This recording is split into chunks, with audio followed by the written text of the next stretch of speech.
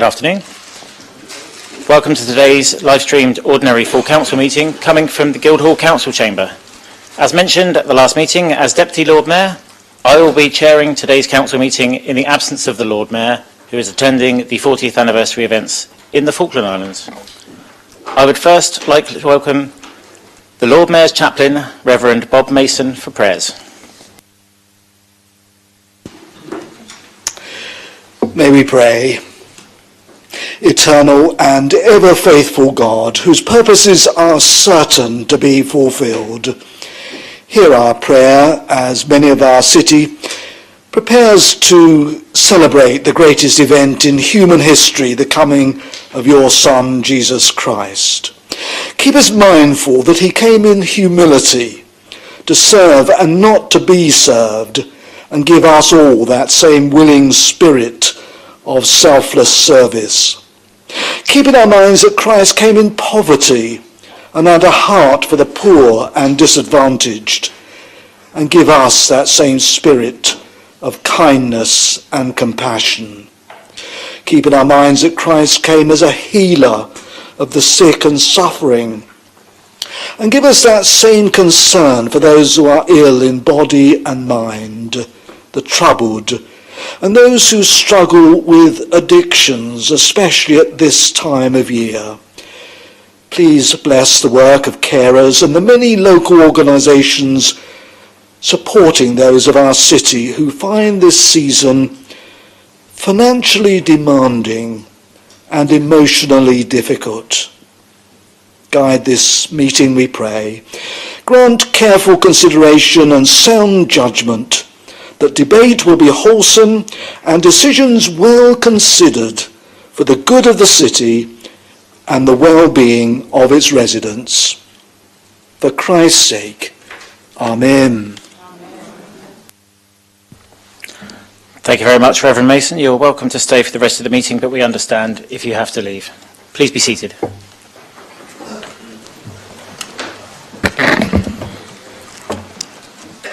I want to draw your attention to the COVID and other winter virus advice provided.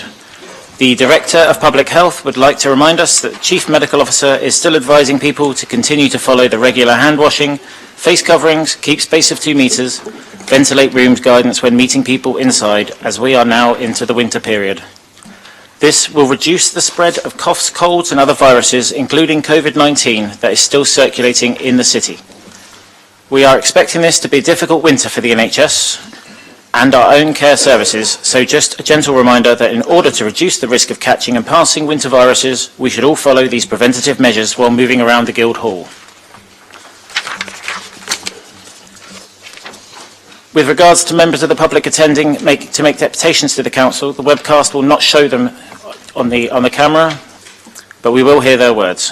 For the attention of those members of the public wishing to record proceedings, the Council's rules prohibit the filming, photographing or recording of members of the public, including those making deputations. Evacuation procedures. If the continuous fire alarm sounds, please evacuate the room and public gallery by the stairwells. Do not attempt to use the lifts. Please assemble at the turning circle at the end of King Henry Street, past the University's Park building. Just to remind members wishing to speak, you simply press the talk button on the unit in front of you and I will activate your microphone when I call you to speak. I will also turn off your microphone. Moving to agenda item 1. Members, if you have any disclosable pecuniary interests or personal prudential interests to declare in the items on the agenda before us, can you please indicate?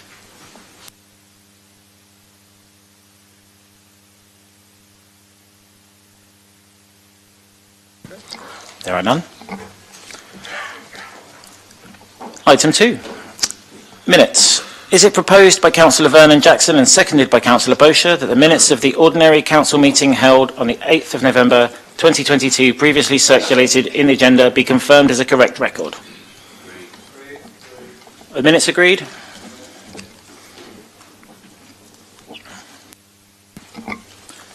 Apologies. Apologies for absence for the meeting have been received for reasons just mentioned. Well, that's not really making any sense. From Councillor Atwell, Councillor Corkery and Councillor Mellor. Also, Councillor Norton will be arriving around 4 p.m. due to a long-standing work commitment. Are there any other Apologies. Deputy Lord Mayor, Councillor Lee Hunt, who's not well. Any others? No.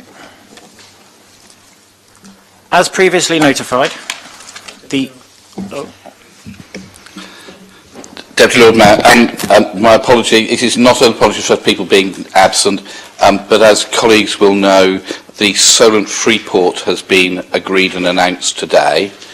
I have just had a phone call from the BBC who are wanting to make sure there is a Portsmouth angle in their broadcast about that tonight, so at some point I may have to disappear for a few minutes to go and do a quick interview to make sure that Portsmouth is in the broadcast, for which my apology, and I hope that's not causing any disrespect to anybody here for anything, but the Freeport's an important thing that I think potentially is very helpful for us.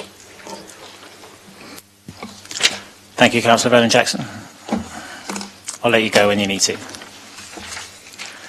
As previously notified, the former Lady Mayoress Iris Warner sadly passed away peacefully on the 20th of November.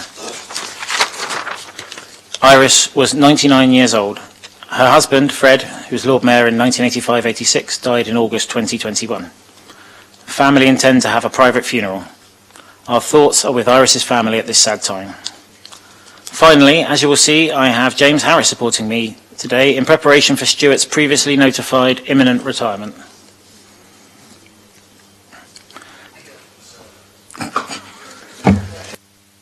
Councillor Vernon-Jackson. Well, I just think all members would want to record our thanks to Stuart for the work that he's done to support us, his good humour when sometimes we are not in good humour, and to thank him for everything he's done for us, and wish James well sitting in the hot seat.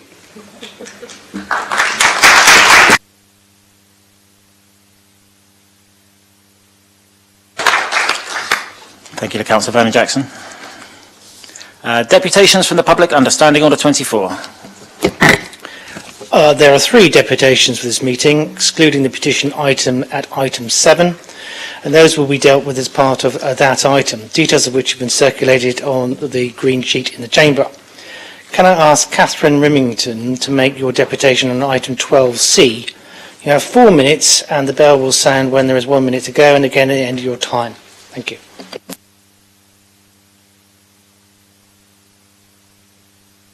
Addressed you, we have been vindicated by a Parliamentary and Health Service Ombudsman finding in July 2021 that the DWP had committed maladministration in failing to inform us that we would have to wait up to a further 6 years for our state pensions.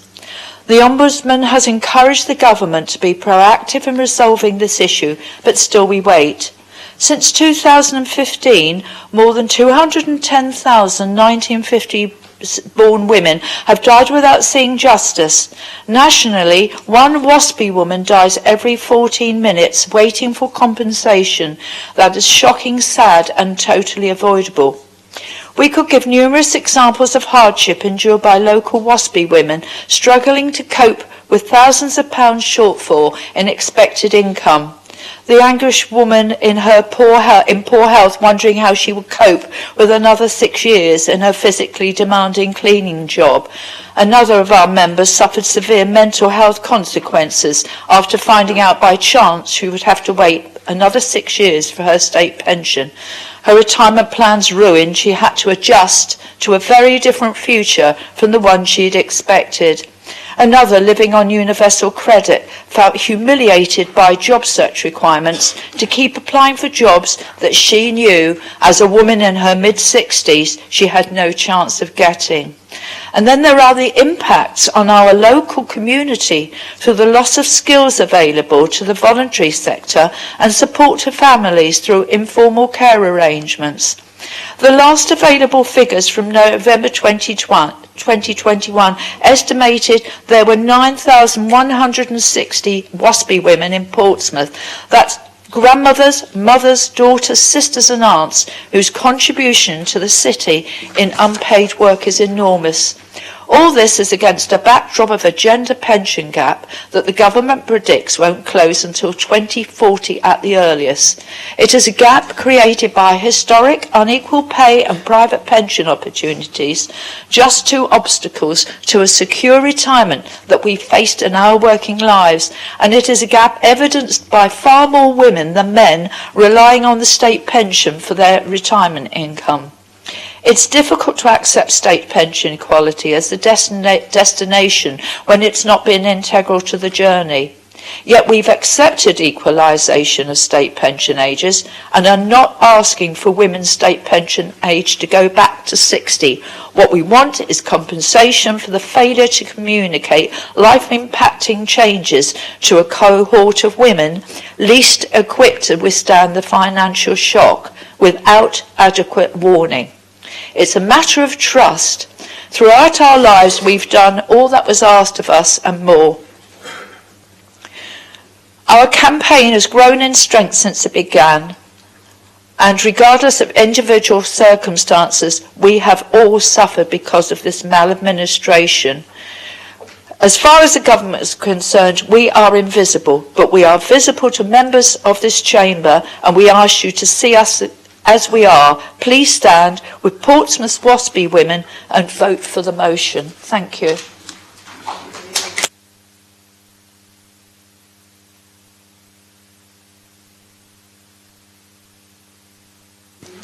Thank you, Ms Brimington. Can I now ask Barbara Weil to make your deputation on item 12C? You have 4 minutes and the bell will sound when there is 1 minute to go and again at the end of your time. Thank you. I thought that I would tell you how it feels to be affected by the increase in state pension age. I don't think that I fully realised the implications for me until several friends received their pensions in 2010. They were among the last women to retire, aged 60. Although I was only 5 years younger, it struck me that I had another 10 years to wait until I could collect my pension. This seemed unreasonable, but worse was to come.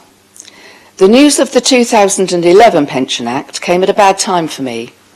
I'd had treatment for throat cancer during that year, which fortunately was successful. I had returned to work as I'd gone down to half pay, which was before my doctors actually advised me to, and I'd exhausted my savings. I was divorced and living alone with a mortgage to pay, and I can honestly say that I was as worried about my financial situation as I was about my health. My date of birth put me just outside the transition period for the 1995 Act, so I'd assumed that I wouldn't be much affected by any future increase in retirement age. I was devastated to find that the existing transition period was to be accelerated. I wouldn't be able to collect my pension until I was 66 years old. I felt that this was so unfair that women who had already had 5 extra years to wait should now have another year added. My health had been affected by the effects of my treatment, and it became obvious to me that I would struggle to work until I could collect my state pension. I downsized to a flat so that I could reduce my living costs, and when I was 60, I took my occupational pension and worked part-time. A year later, when voluntary redundancies were being offered, I took early retirement. I still had just over 4 years to wait for my state pension, so financially this was a significant decision. It has proved to be the right one, though, as my health has continued to deteriorate since leaving work. Conditions were very different during my early working life.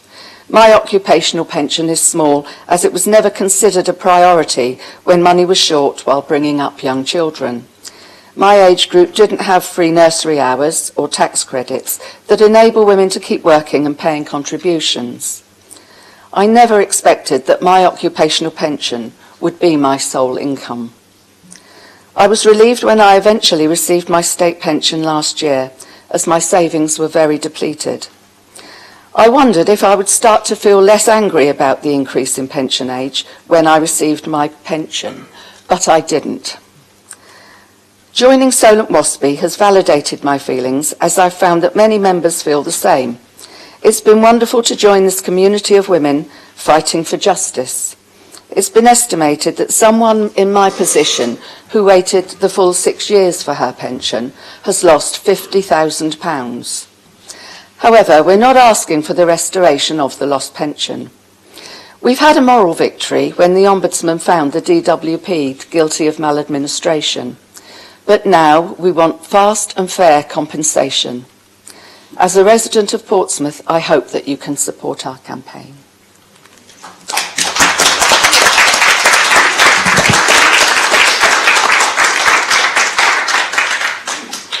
Thank you, Ms Weld. Can I ask Honorary Alderman Alan Burnett to make your deputation on item 12C? You have 4 minutes and the bell will sound when there's 1 minute to go, and again at the end of your time. Thank you.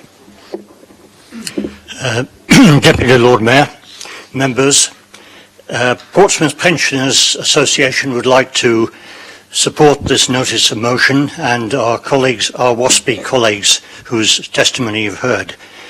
We came a year ago to support another notice of motion about the ageing population strategy and age-friendly city plan, and we've had some talks, but we haven't seen any plans yet, so we're looking forward to in the new year to that being taken forward. Portsmouth Pension Association, Pompey Pensioners, if you want to call us that, we've been proud to collaborate with the WASPI campaign over several years, and this campaign is not just a stick to beat a government with, it's a campaign based on, in our opinion, on maladministration, as you've heard, and injustice. Now, I've sat down with two women who've been affected directly, as you've heard already today. One called Lynn and one called Claire last night, and I asked them about their experience. So I'd like to relay that to you at second hand. Both Pompey women. Lynn was brought up in Paulsgrove, now lives in Copner. Claire, Southsea and Eastleigh, lives in Eastleigh. Lynn worked for 47 years in a variety of different jobs. She left school at 15. She worked in a shoe shop. She was a publican at Steve's favourite pub. She did all sorts of jobs. She brought up a family. And Claire also worked in a number of different jobs in the city. Together they ran a business in the city until recently, distributing glass to nationwide. Both resourceful, hard-working Pompey women. Lynn thinks she might have got a letter because she was actually working at that time. Claire is adamant that she did not get any paper communication from the DWP, hence the maladministration that we've heard. I asked them about how much it had cost them, and they both thought something between £35,000 and £40,000 this age increase had cost them. They would have been that much richer had it not occurred. But they both agreed that equalisation of the age of pension was correct thing to do, but they've lost that amount of money and it has affected them in different ways.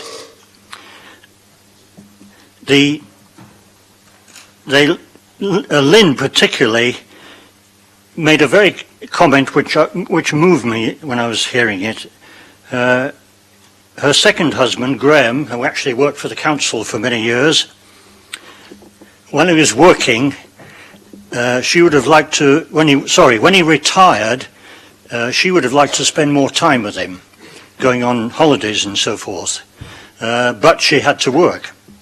And when he became ill, and died actually, she would have liked to have also to been with him more during those days.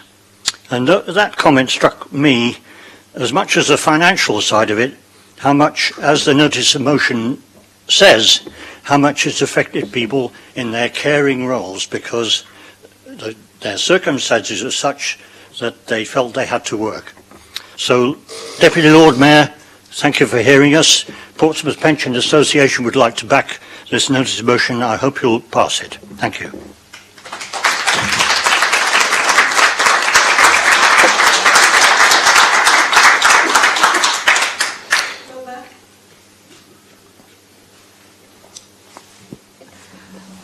Councillor Smythe.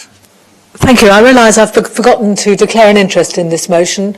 I don't like sharing my age or date of birth with anybody in this chamber, but I'm definitely a WASPy woman and very much in support of this. Thank you, Councillor Smythe. Thank you, Honourable Alderman Burnett. Can I ask you now, all, please, that you all retire to the above gallery if you wish to watch the proceedings, other than Miss Edwards, who will shortly be making a deputation in respect to the petition item. Thank you. Thank you, Peter. We've had Councillor Atkins and Councillor Mason. Do you have any declarations of interest? Councillor Atkins. Thank you, Lord Mayor. I'm not sure if it's a relevant declaration. Perhaps the City Solicitor could advise. I think my mother is WASPy woman age. Thank you, Councillor Atkins. Councillor Mason. Apologies for being late, Deputy Lord Mayor.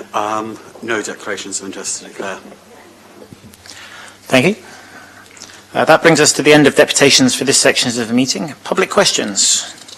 There are none. Item 6, appointments. As per the Green Sheet, recommended that the following changes to Liberal Democrat group seats be agreed. On the Scrutiny Management Panel, Councillor Abdul Kadir to replace Councillor Stuart Brown as a full member of the Scrutiny Management Panel, Councillor Stuart Brown to become a standing deputy. Housing and Social Care Scrutiny Panel, Councillor Ian Holder to replace Councillor Stuart Brown as a full member of the Housing and Social Care Scrutiny Panel, Councillor Stuart Brown to become a standing deputy. Are those changes agreed?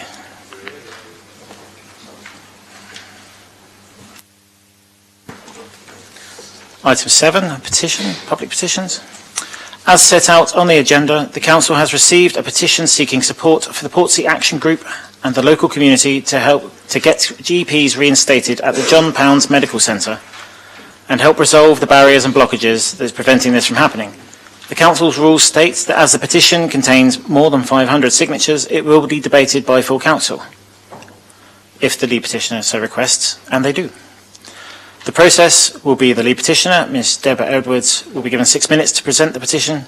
In accordance with the agreed arrangements, the administration will present its response to the petition via a proposer and seconder. The petition and the administration's response motion will then be discussed by councillors and the normal rules of debate will apply. I will now deal with the petition as presented. Can I ask Miss Deborah Edwards, as lead petitioner, to present your petition? You have 6 minutes to present the petition and the buzzer will sound when there is 1 minute to go, and then at the end of your time. Thank you.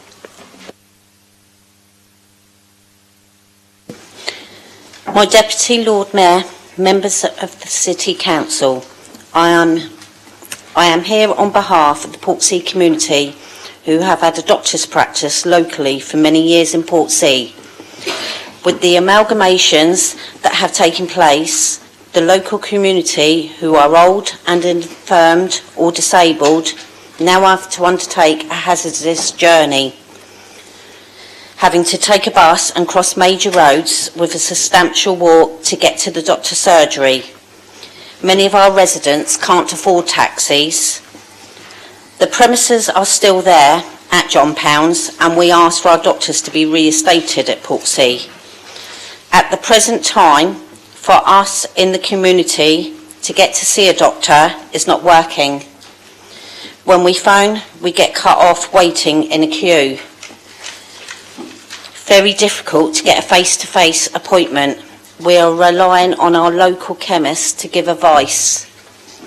Recently, for example, we had an elderly person who put their prescription into the chemist on a Monday, which then they sent to Lake Road, which should have been back by the Wednesday. By the Friday, the elderly person had still not received his prescription back. The elderly person phoned Lake Road and was told by the person on the phone that they had lost prescriptions. Staff had left and now they had joined with Sunnyside, so they were very busy. This prescription was needed urgently for the elderly person's health and caused a lot of anxiety and upset. Since COVID, our surgery has let the community of Portsea down. By joining other practices, it has not benefited our community. I thank you for this opportunity to talk to you and hope you give this matter some serious consideration.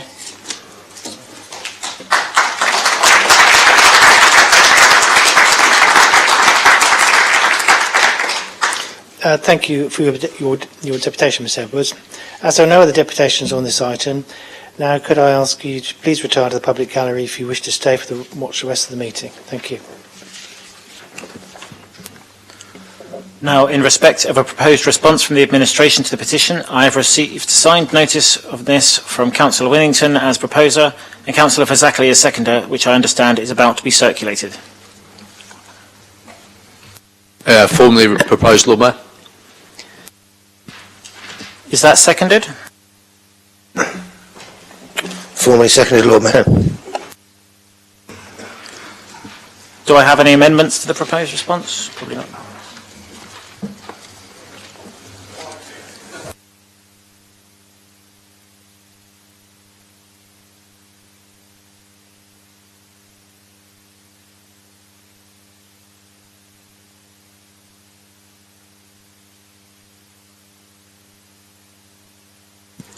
Just wait for that to go around to everyone.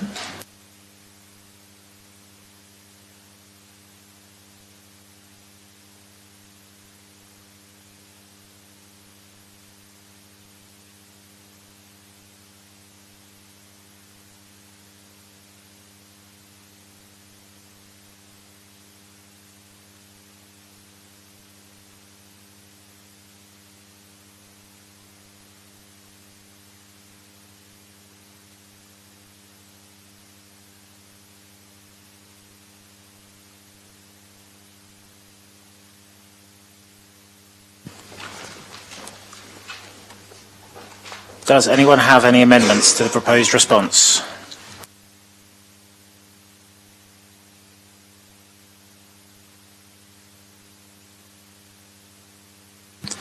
The matter is now before the Council for debate. Councillor Adeniran. Thank you, the Deputy Lord Mayor. Okay.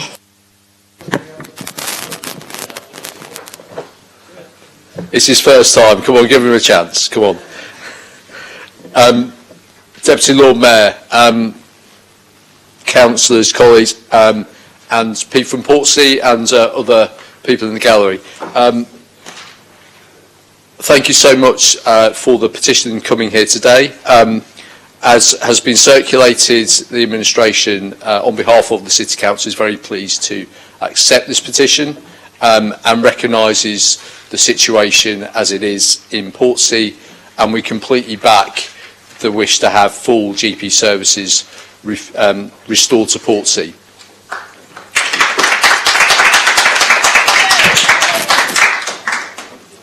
This has been a long-running circumstance at the John Pound surgery. This goes long before even GP services were withdrawn from there during the pandemic, and actually goes back to a long time of some difficulties in terms of the building and the lease and the dreaded NHS property services, which for those of you who have been around the council for some time might know is like drawing blood from a stone by dealing with them. So since the merger of the practices pre-pandemic, then during the pandemic there were GPs were withdrawn from John Pound's, and that was at the time done because of consolidation, and we were told because of consolidation and making sure that the services for GPs in the area were able to continue in a COVID-safe manner. However, since then, we have not seen that full restoring of GPs at John Pound Centre, and that's really disappointing. However, things have not stood still. There have been organisations working with John Pound's to try and sort out these ongoing lease issues, and and also to make sure that we can get into a position whereby the practice that looks after John Pounds, the Island City practice as they are now, are able to then be able to move back and have GPs full-time staffing in John Pounds Centre Surgery. But it's taken a long time, and the people of Portsea have suffered. So I'd like to give particular thanks to the Portsea Action Group. They work extremely hard. I've known through colleagues going back from when we had the Lib Dem councillors for the area, and now the Labour councillors for the area, and also before that for the previous Labour councillors, that they work extremely hard for their area and making sure that they're heard.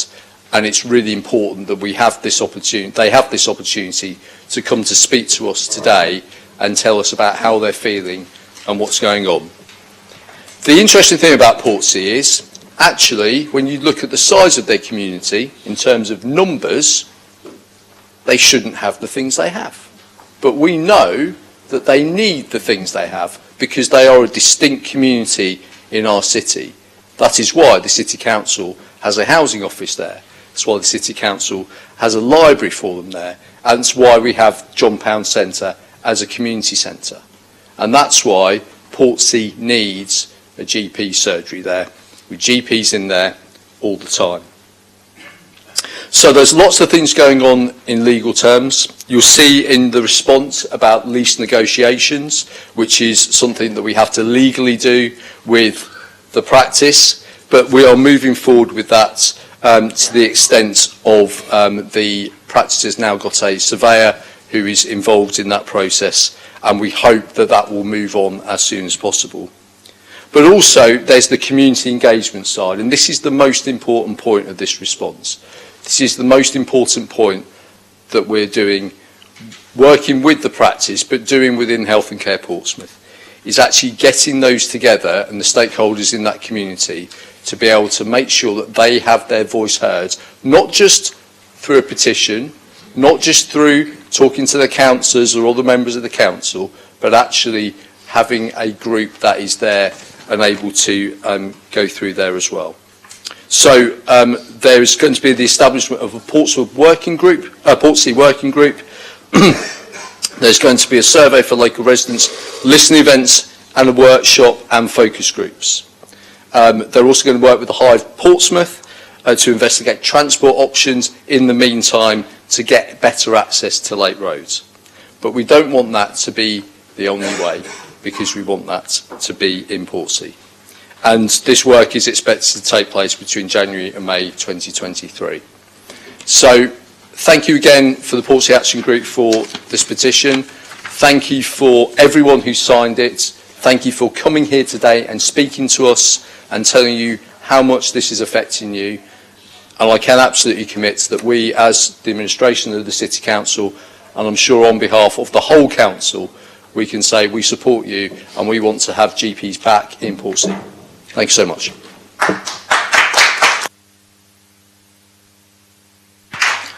Thank you, Councillor Whittington. My apologies for the skipping of section of the script. That's his fault. Now the matter is before the Council for debate. Councillor Adeniran. Thank you, my Deputy Lord Mayor. Yes, I just want to say something about the petition from the Portsea Action Group. As one of the ward councillors for Portsea, I share the concerns of residents about the failure to reinstate GP services in their community, as we have been repeatedly promised. Working with fellow ward councillors, Costimelo and Kakokri, we have been supporting Portsea Action Group to lobby the practice, the council who own the building and the NHS to reinstate GP services in Portsea as a matter of urgency. Unfortunately, despite numerous meetings being organized and email thread created, little progress appears to be being made. It is time for all involved to get round the table, accept some collective responsibility for getting this sorted, and reach a conclusion that delivers for the people of Portsea the local health service they deserve and need. Thank you so much.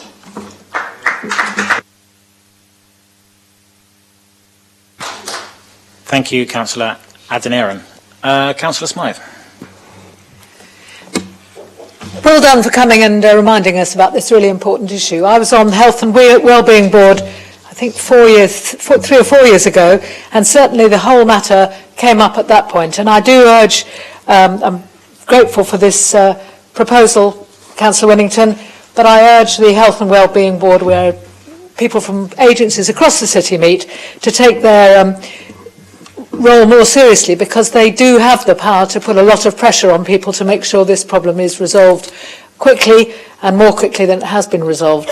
Just to say that I met a friend in the street today and she said, did I know there were only 39 GPs in Portsmouth? I do think your problems are a tip of a very, very big iceberg. I don't meet anybody out in the street nowadays who hasn't found it almost impossible to get a GP appointment. So I would urge you to take this on, and we need to I know we all agree on this matter, but we need to make much more fuss and get some action from the NHS, from our joint work as commissioners of NHS services in Portsmouth, to resolve this problem for all the citizens of the city. It's the lowest is in any city, I gather, per head of population. Thank you, Councillor Smythe. I have no other requests to speak, so I will call on the response proposer, Councillor Winnington, to sum up. Thank you, Deputy Lord Mayor, and thank you for the contributions from Councillors Adeniran and Councillor Smythe. I think it's absolutely right, Councillor Smythe, to show that this is a part of the issue we have in the city in terms of our number of GPs, and within the response to there, it does actually mention about that obviously the recruitment issue is one which is very difficult generally, and obviously in this particular case it has that particular impact on there as well.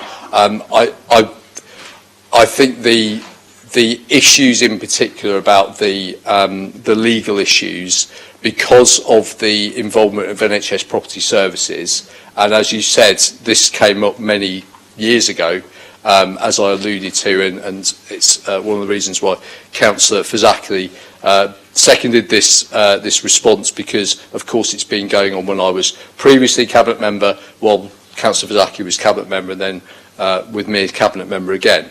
That this has been just an ongoing, really difficult situation, and legally extracting NHS Property Services to start with was something that was very difficult. I think the really unfortunate thing is it kind of coincided with the start of the pandemic. I think we would be in a much better place now if the pandemic hadn't got in the way, and then it had that impact in terms of consolidation of services at that time, which unfortunately hasn't unravelled in the way we would have liked since then. And of course everything got put back. But I think we're on that right approach now. I think the engagement side of it is the most important thing, because that will give an ongoing voice to the people of Portsea, rather than, as I said, it has to be a bit ad hoc.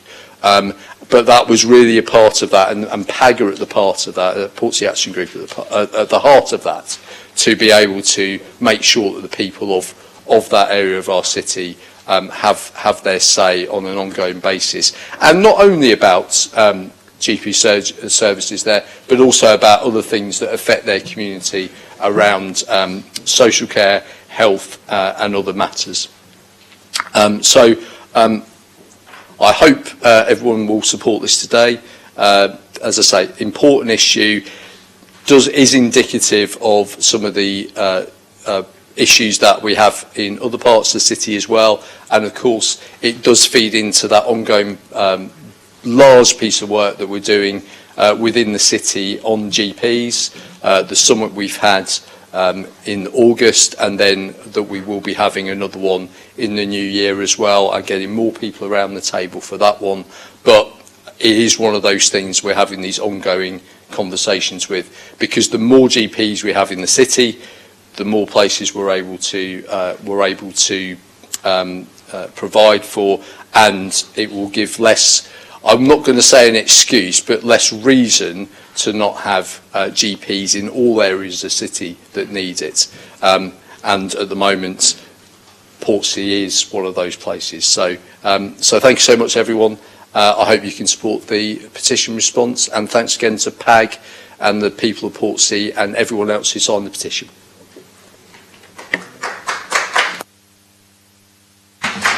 Thank you, Councillor Whittington. Council will now vote on the response. All those in favour?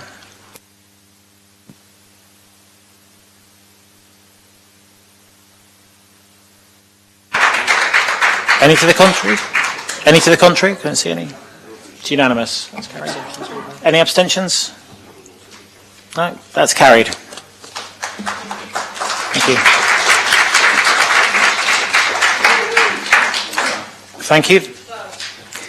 Thank you. That concludes item 7. We'll now move on to item 8, urgent business.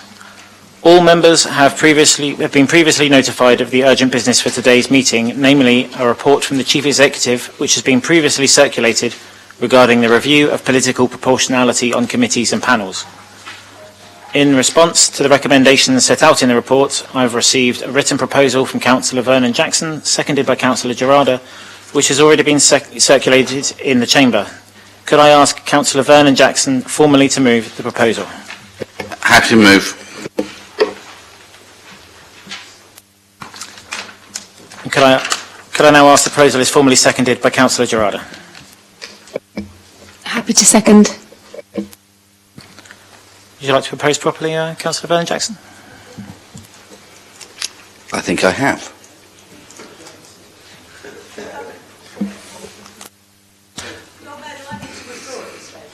No?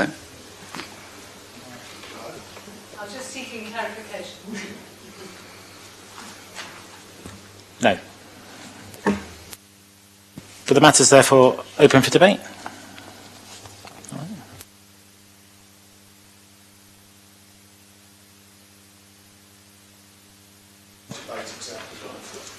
So my understanding, my Lord Mayor, is that this is just a technical thing where the Labour Group have gifted Councillor Julia Smythe one of their places on the Planning Committee, and that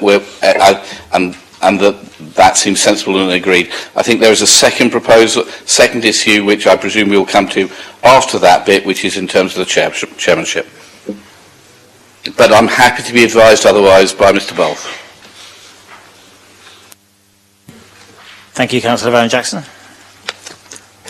So, does anyone wish to debate that matter? No. We'll go to the vote. All those in favour? Any against? Any abstentions?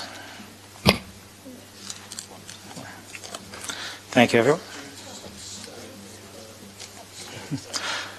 I will now invite nominations for the position of Planning Committee Chair. Members, do I have any propositions for the position of Planning Committee Chair? Councillor Vernon Jackson. Thank you, my Lord Mayor. I happily propose Councillor Chris Atwell, looking at the proportionality in terms of chairs of committees on the Council.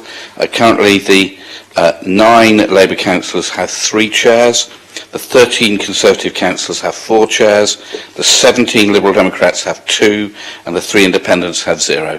So in terms of proportionality, this would seem a sensible thing to make sure that our chairmanships are more reflective of the proportionality of the control of the Council. Thank you, Councillor Vernon Jackson. Do I have a seconder, please, for that? Happy to second. Thank you, Councillor Horton. Councillor Heaney.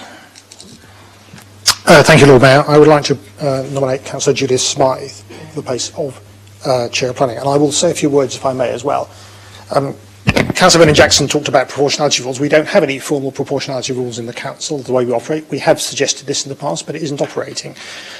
The position of many councillors is that we often try to choose the person who we think is best for the job. I've known my colleague Judith for 30 years. She has a huge amount of experience in both housing and planning. She has led work in the City Council on the city plan. She is known to be forensic in her examination of issues, and chairing the planning committee is a difficult job. I was sat on planning committee for many years when I was previously a councillor. It's hard work, and not without its challenges. And notwithstanding that Councillor Judith Smythe is no longer officially a member of the Labour Group, but I hope she will not continue to be in that position for very long, I think she has demonstrated the qualities necessary in order to be chair. And in fact, that was something that was endorsed by the Council in May, and I hope they will re-endorse that decision today. Thank you. Thank you, Councillor Heaney. Is there a seconder? Councillor Gerardo. Happy to second. Thank you, Deputy Lord Mayor. Are there any other nominations? All right, all those in favour of Councillor Chris Atwell becoming the chair?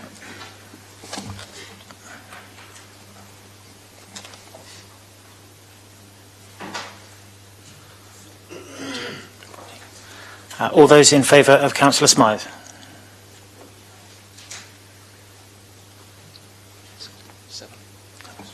Any abstentions?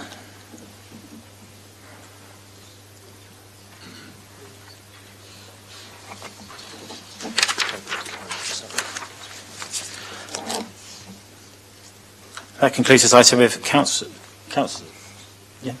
Chris Atwell elected as chair of the Planning Committee. We'd also now need to elect a vice chair, as we have no vice chair. Oh. Chris Atwell was vice chair. As Councillor Atwell was the vice chair, we will need to nominate. Point of order, I don't know if the council in front of me had their vote counted correctly, because they put their hand up and then you went to abstentions, so I just want to check that the vote's been counted correctly. Is that for Councillor Smythe? Before I went to abstentions. Do you count? Adds up. 1 second.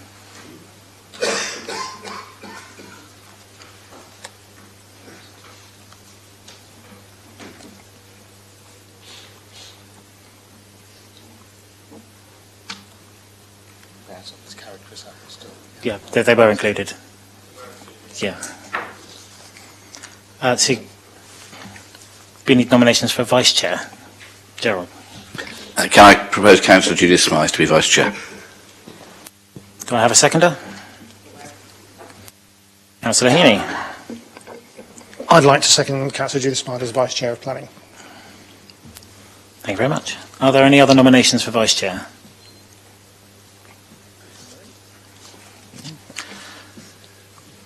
All those in favour? Yeah. Everyone agreed on that. Nobody against that.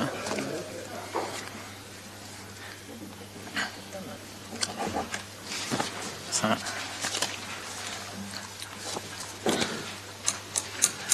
Item 9. Recommendation from the Cabinet meeting held on the 22nd of November on Treasury Management Mid-Year Review 22-23. Members, we have a noting recommendation from the Cabinet meeting on the 22nd of November concerning the Treasury Management Mid-Year Review 2022-23, which has been previously circulated. I now propose to call the minute. If you wish to oppose the item, please indicate. Can I also remind everyone that any item to which no objection has been made will be deemed to have been approved. I call minute 140, Treasury Management Mid-Year Review 22-23.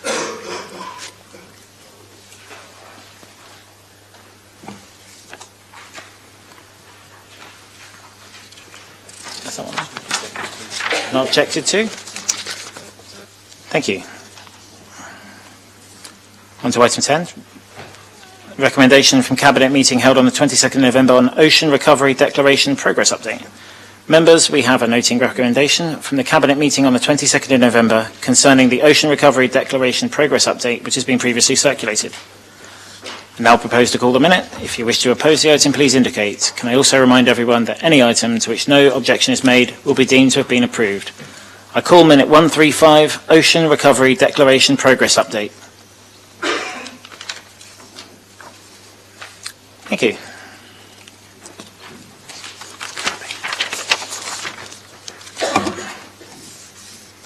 Moving on to item 11. Recommendation from Governance and Audits and Standards Committee meeting held on the 23rd of November on the Health and Wellbeing Board changed to terms of reference.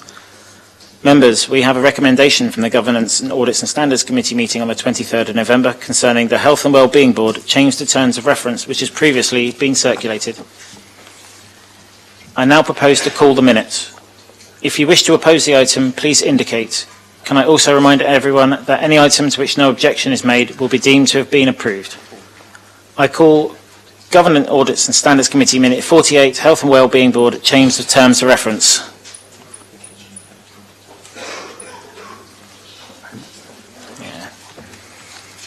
Thank you.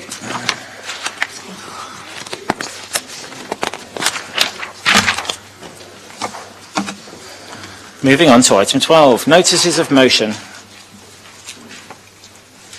Well, we have 5 notices of motion before us today. As Councillor Corkery seconded motion A and has given apologies for the meeting, motion A subsequently falls under Standing Order 33 and will not be considered. Councillor Heaney. Thank you, Lord Mayor. Obviously under Standing Order 32 motions, but I'm going to ask for the indulgence of yourself and the Council to suspend standing orders in relation to this item in order to allow another seconder. The reason that I'm asking is because Councillor Corkery is ill. He was only aware that he was unable to attend the meeting late this morning. He has tonsillitis and therefore hasn't been able to come. And given that this is a motion jointly supported by 2 parties, I would like to request that standing orders are suspended in order to allow another seconder to be proposed, Lord Mayor. That's my request. Thank you.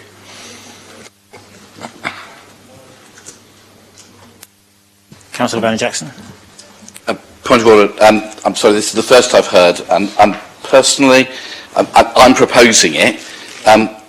I'd like to debate it, but I think the standing orders are here for a reason, and my personal view is that we should debate this, but we should debate it when the standing orders allow, which is at the next meeting.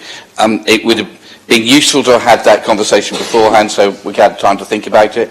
But I think the rules are clear, and my view is that unless there's a really exceptional reason, we should try to stick to the rules if possible. I would like to put it to the Chamber, if that's all right. All those in favour of suspending standing orders? All those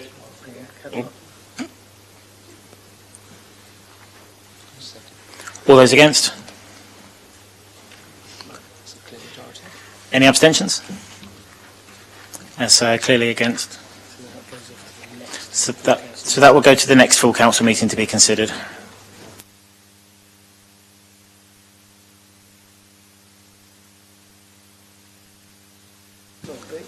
We therefore move on to motion B. Is the motion concerning extending safe spaces for people in Portsmouth proposed by Councillor Gerarda and seconded by Councillor Smith? Councillor Gerarda. Thank you, Deputy Lord Mayor. Just to say, I do not propose this motion. Councillor Horton and I had conversations ahead of the meeting today, and I'm very grateful to her for coming to me about concerns that she had and ways that the motion could be improved.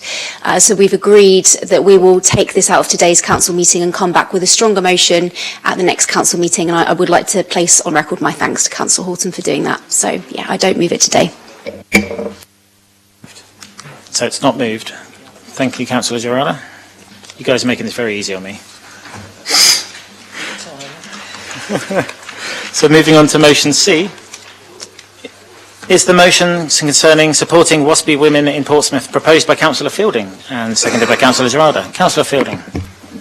Formally proposed. Formally seconded, Councillor Gerarda. Formally seconded, thank you. I now call upon the proposer, Councillor George Fielding, to present and speak to his motion. Councillor Fielding. Thank you, Deputy Lord Mayor. Firstly, can I take this opportunity of thanking the women from Solent WASPI that attended outside the Guildhall and those who gave deputations today. It is through you we can hear firsthand your struggle against the inequalities you continue to face. As the motion states, the issue of the Women Against State Pension Inequality, or WASPI women, goes back as far as 1995, and successive governments of all colours have failed to address the burning inequality handed down to women born in the 1950s. Those women who have worked tirelessly only to find their state pension age was to be drastically increased until as late as 2012, giving those reaching the then retirement age of 60 just 1 year's notice of the impending 6-year increase, if indeed receiving notice at all, as has been experienced in many women's situations.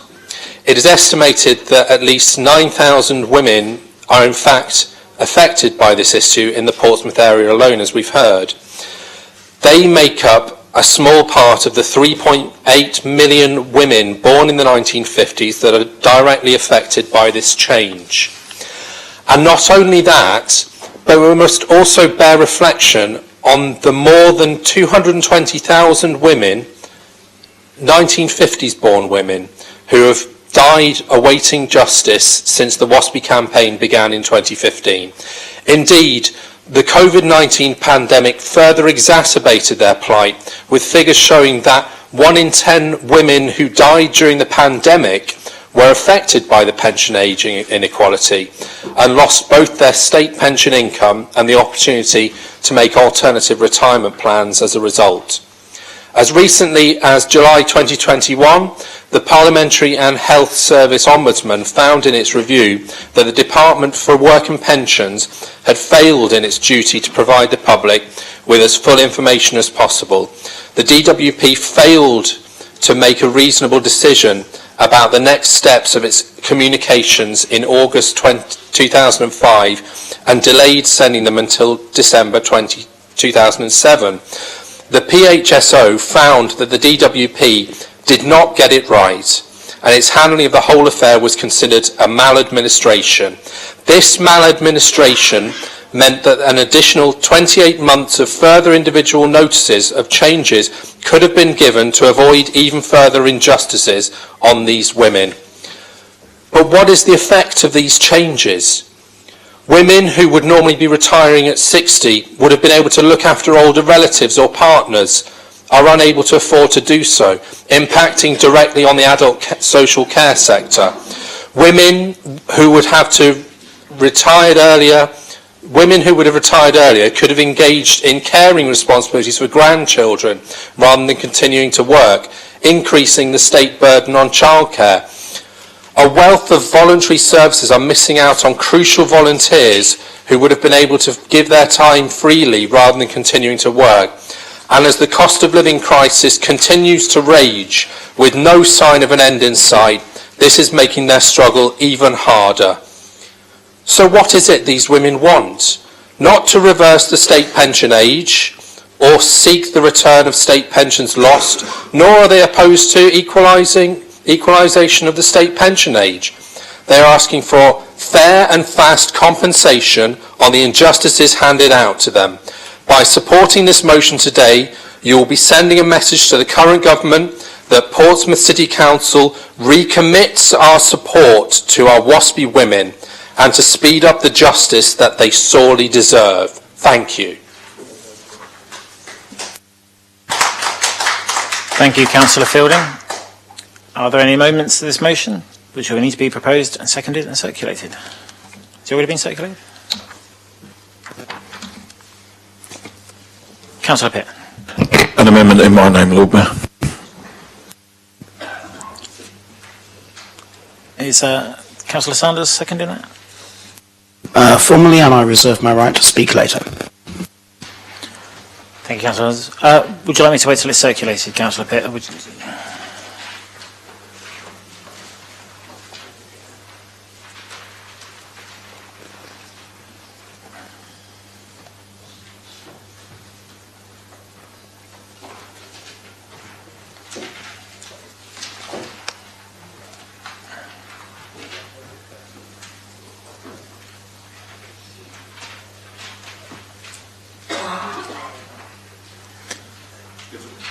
Call on Councillor Steve Pitt to propose the amendment.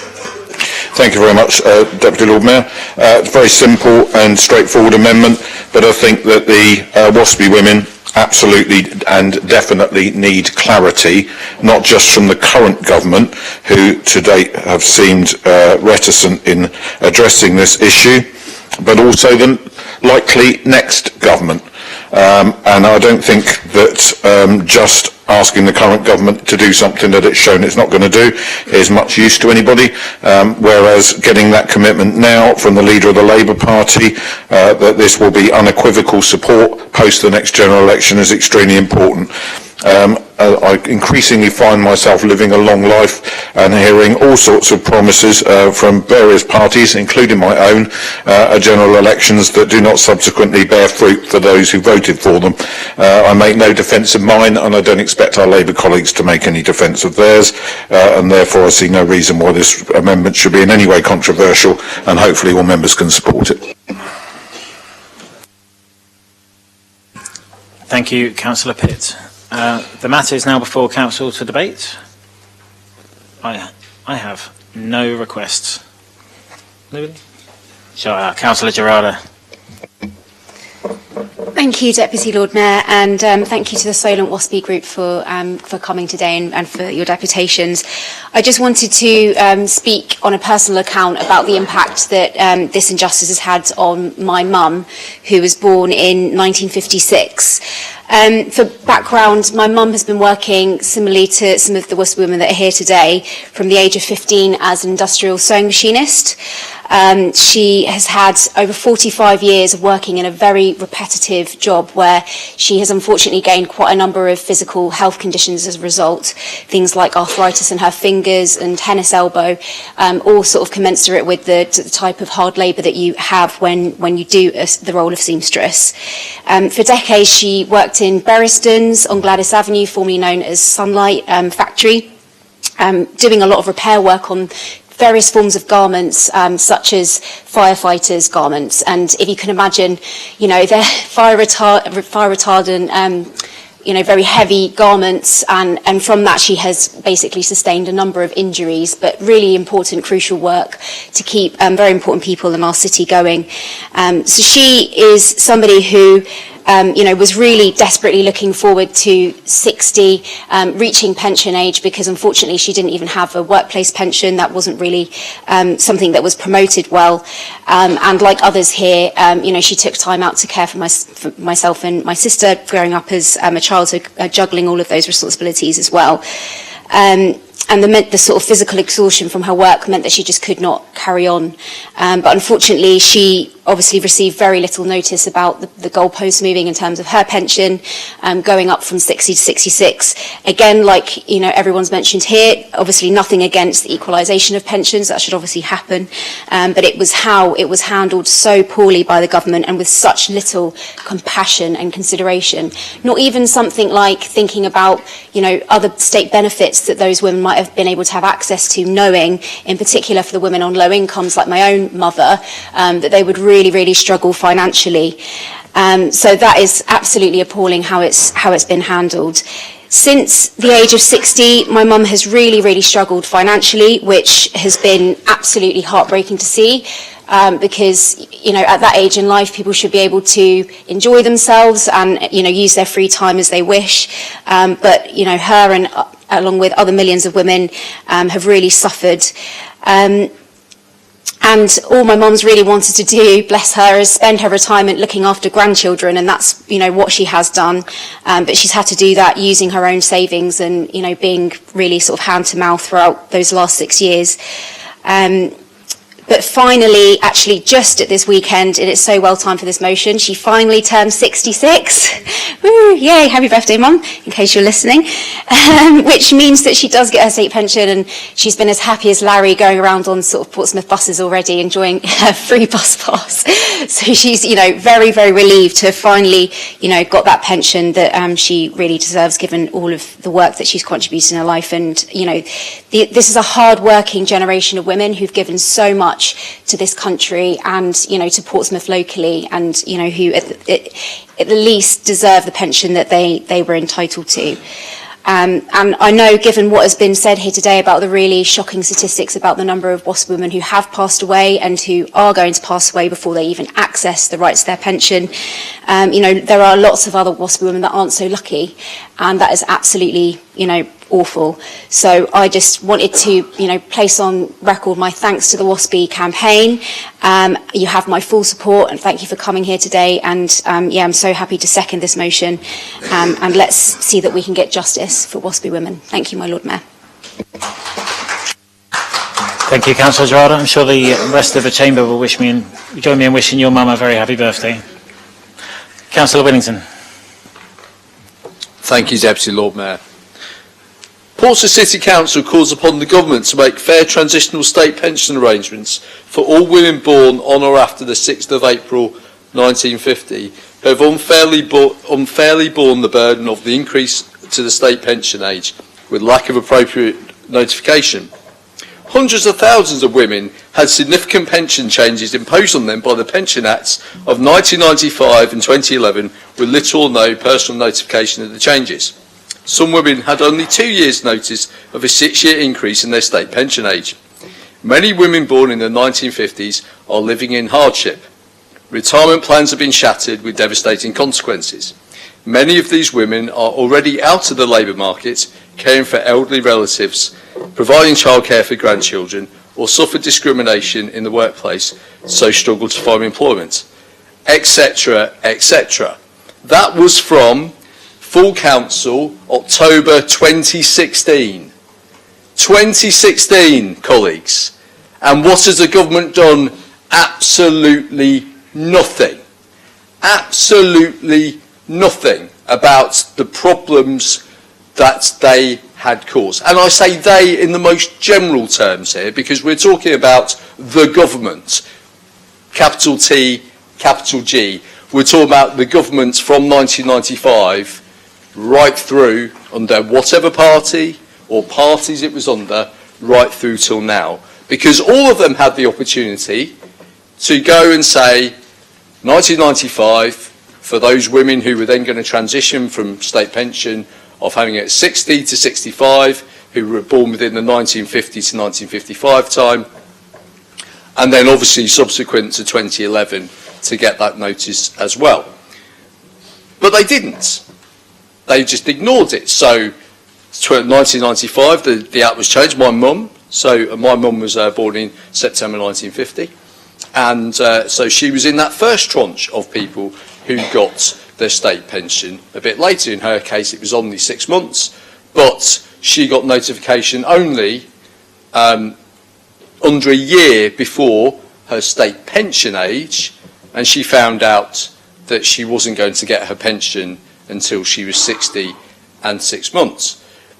Because they didn't send that. You got your pension forecast. That was the first you knew about it. That was the first that all of those first tranche knew about it, unless you happened to work in the Department for Work and Pensions, which I did at the time.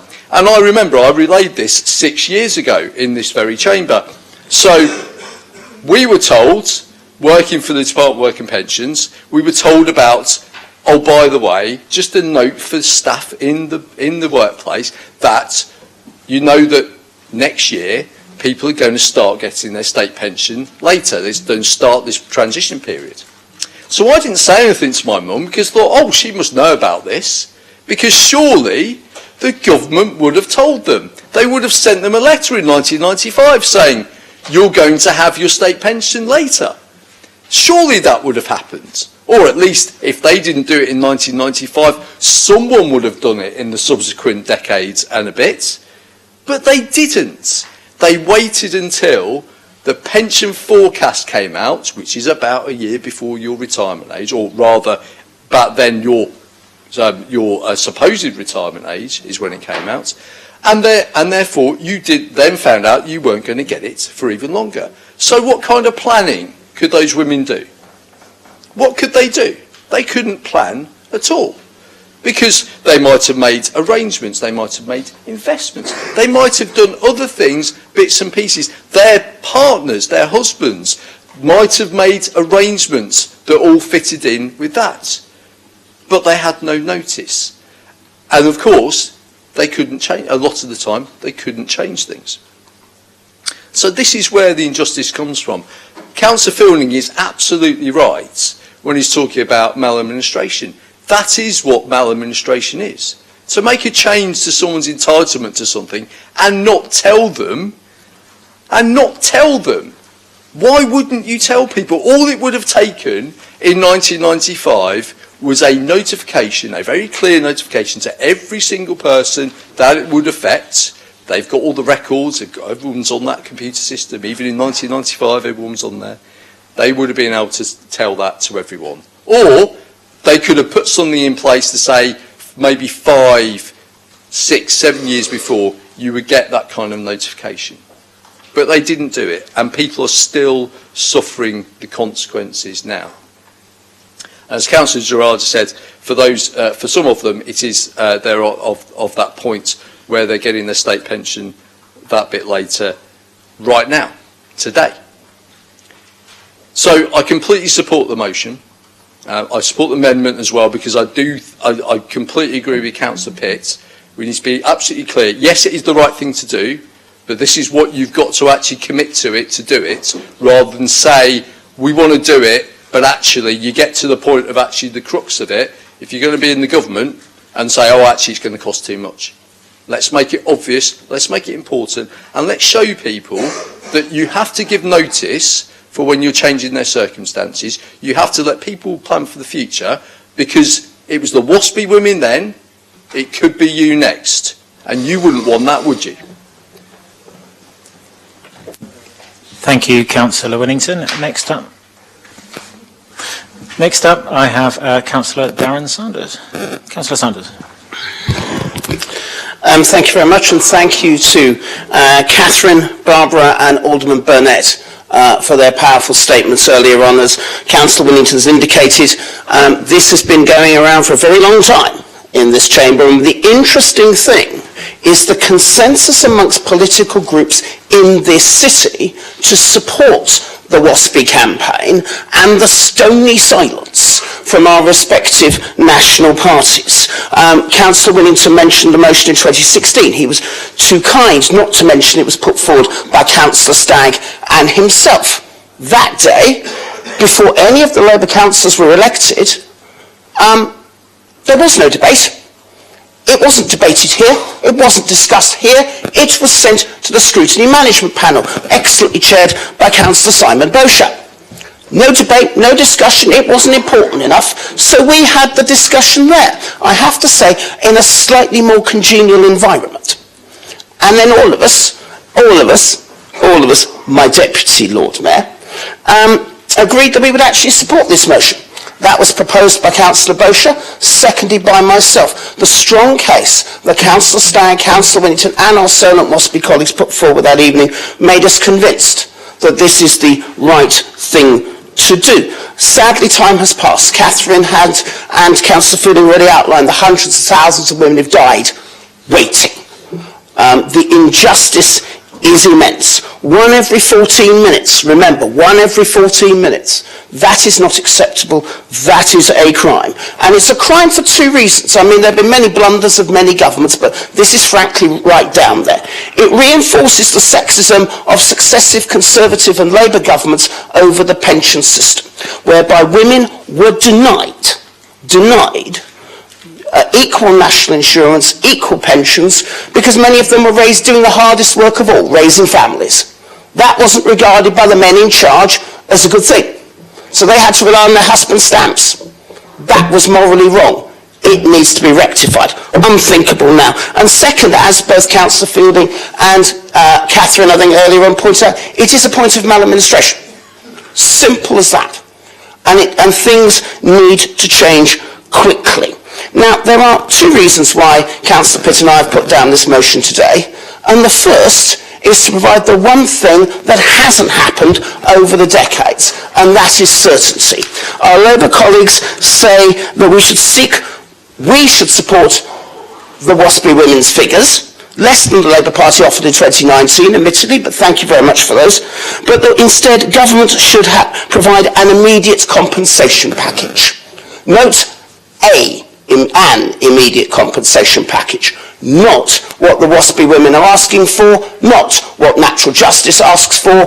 This amendment rights that wrong. And secondly, as Councillor Pitt has outlined, I'm going to put this very politely for Conservative colleagues, the minor turbulence that's occurred over the last few months economically has meant that it might not be possible to deliver this straight away. If you crash the economy, that tends to be what happens. So therefore there needs to be certainty, not just from the existing government, but from what is as Councillor Pitt said, the likely next government to actually put this forwards. It is time for all national politicians finally to put up or shut up.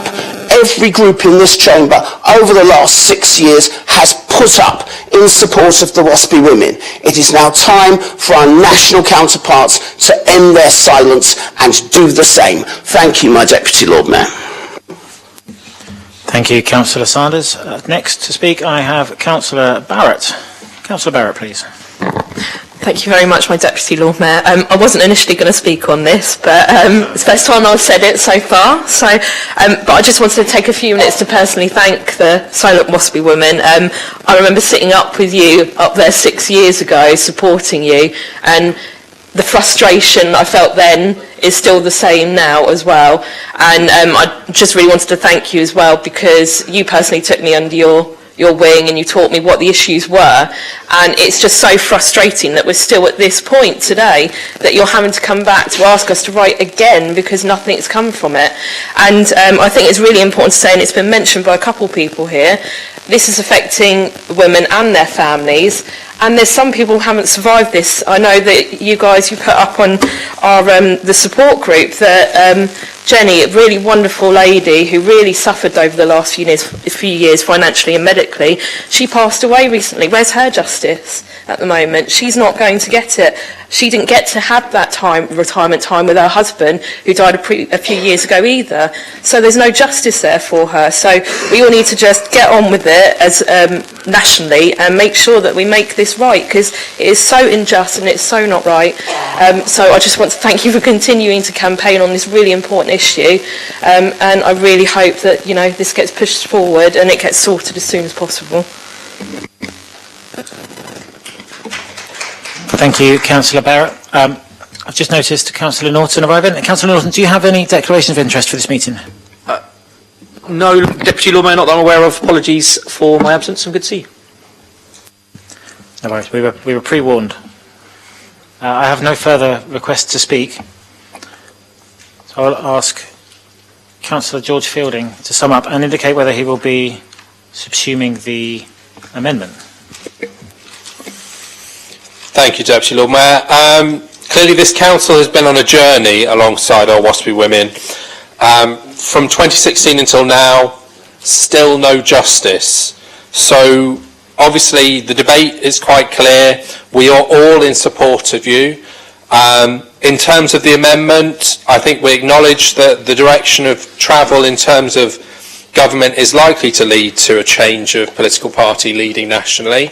So we would subsume the amendment, and we think it's right that we should quantify what that will be in terms of a package, and put that to all leading political parties. So take that further forward.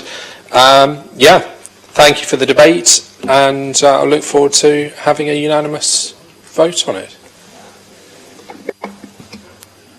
Thank you, Councillor Fielding. As the amendment has been subsumed, we will move to the voting on the substantive motion. All those in favour, please.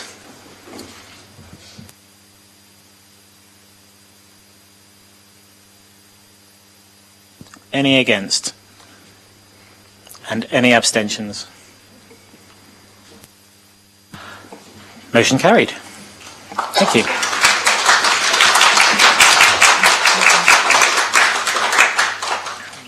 That concludes this motion. Moving on to motion D. Is the motion concerning access to Portsmouth Household Waste Recycling Centre proposed by Councillor Atkins and seconded by Councillor Smith? Councillor Atkins. Yes, as proposed, Deputy Lord Mayor. Councillor Smith? There you go. Seconded, thank you. And reserve my right to speak. Thank you. I now call upon the proposer, Councillor Atkins, to present and speak to his motion. Councillor Atkins. Thank you, Deputy Lord Mayor. This arose really out of questions I have been asked by certain local residents while knocking on the door, and I think a general feeling among some, I'm not saying all, but certainly among some residents within Portsmouth. And I don't intend it to be a particularly political motion. I just think that the time has come to recognise that the situation set up for the Household Waste Recycling Centre in Port Solent is possibly more convenient for the council than it is for residents. I think there are certain issues that do arise out of the fact that you have to book a slot in order to attend. That's not the way that most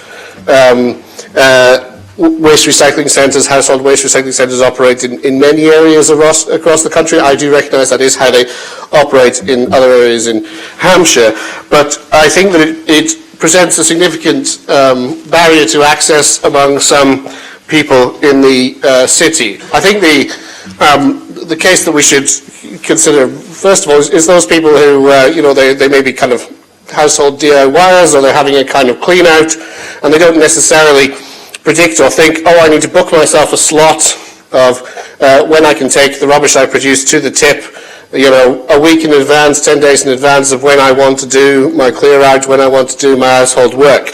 Now, I recognise that also, as the pandemic has ended, the booking system has not as booked up as it was. Certainly during the pandemic, you could find that you were looking at periods a very long time in ahead, whereby you'd have to book a slot if you wanted to attend. It could be days. Now I think that is less common, but certainly, busier times, weekends, days of the week when people want to do, work, they're finding that they can't always get a slot to take their waste. Certainly not the same day. And I think a lot of people, the way they actually live, the way they actually work, that's the expectation they have. If I generate waste that I can't put in my own waste bin, that is beyond that, I want to go and recycle it, I want to do the responsible thing as a responsible citizen of the city, well, they should be able to take their household waste within working hours to their local waste recycling centre. I think that's particularly true in Portsmouth, where we've had this discussion that we haven't had today around glass, that you can't recycle glass from your door. People have to take that out with them. People can't recycle many types of plastic from their household recycling. So I do think that access to the recycling centre should be something that the council prioritises. I think that there are other particular problems with the booking system, one of which I think is that actually there are people out there, I've certainly heard it anecdotally, who are able to book a number of slots and then don't necessarily use them all, or book a number of slots and cancel them. Certainly that is something I've been told by people that they do. I know that the system is meant to prevent that, but I have my doubts from what I've heard anecdotally that it is functioning effectively on that point, which further reduces the access for people who have a more sudden or urgent need, or at least even just a need that they haven't immediately planned for. If a washing machine breaks down, people want to be able to take that away, or some other appliance breaks down, they want to be able to take that away and get rid of it. I think ultimately, one of the issues that we're risking by the system we're operating is fly tipping. And I do think that fly tipping is an ever-present issue for the council, and it's one that I think restricting access to our recycling centre potentially makes worse. So I think there's important reasons why people should be able to access this. I think there is a desire out there to be able to access non-pre-booked slots at the recycling centre among residents, and so it's a concern I think is appropriate to bring before the council. And having said that, I do recognise that there are benefits of the booking system. I'm not saying I think it's a wholly terrible thing. I recognise the organisational benefits to the council and to the staff, and I recognise the potential reduction in traffic, particularly at busy times. And I also recognise it's possible, and I'd be interested to hear this from the Cabinet Member, whether there's a cost implication, whether a saving is produced by the booking system. But I think that there must be some kind of sensible compromise or middle way that could be found here. Does the entirety of the system need to be a slot booking system? Can we have times where people can access the waste recycling centre without a pre-booked slot? Does the system have to be so strict, or at least online in its wording, around having to turn up at the very precise time of your slot, and if you're early you'll be turned away? I think there's a lot of things in the system, in the organisation of the system, that should be looked at and potentially improved. Overall, I think the focus of our household waste recycling system should be what's best for our residents and for the environment, and I don't think it should be based on what is most convenient for the council. And I feel like this booking system prioritises that rather than the best means of resident access. Thank you, Deputy Lord Mayor. Thank you, Councillor Atkins. Are there any amendments to this motion? Councillor George Madrick. Propose an amendment which can be circulated at your request. Yeah.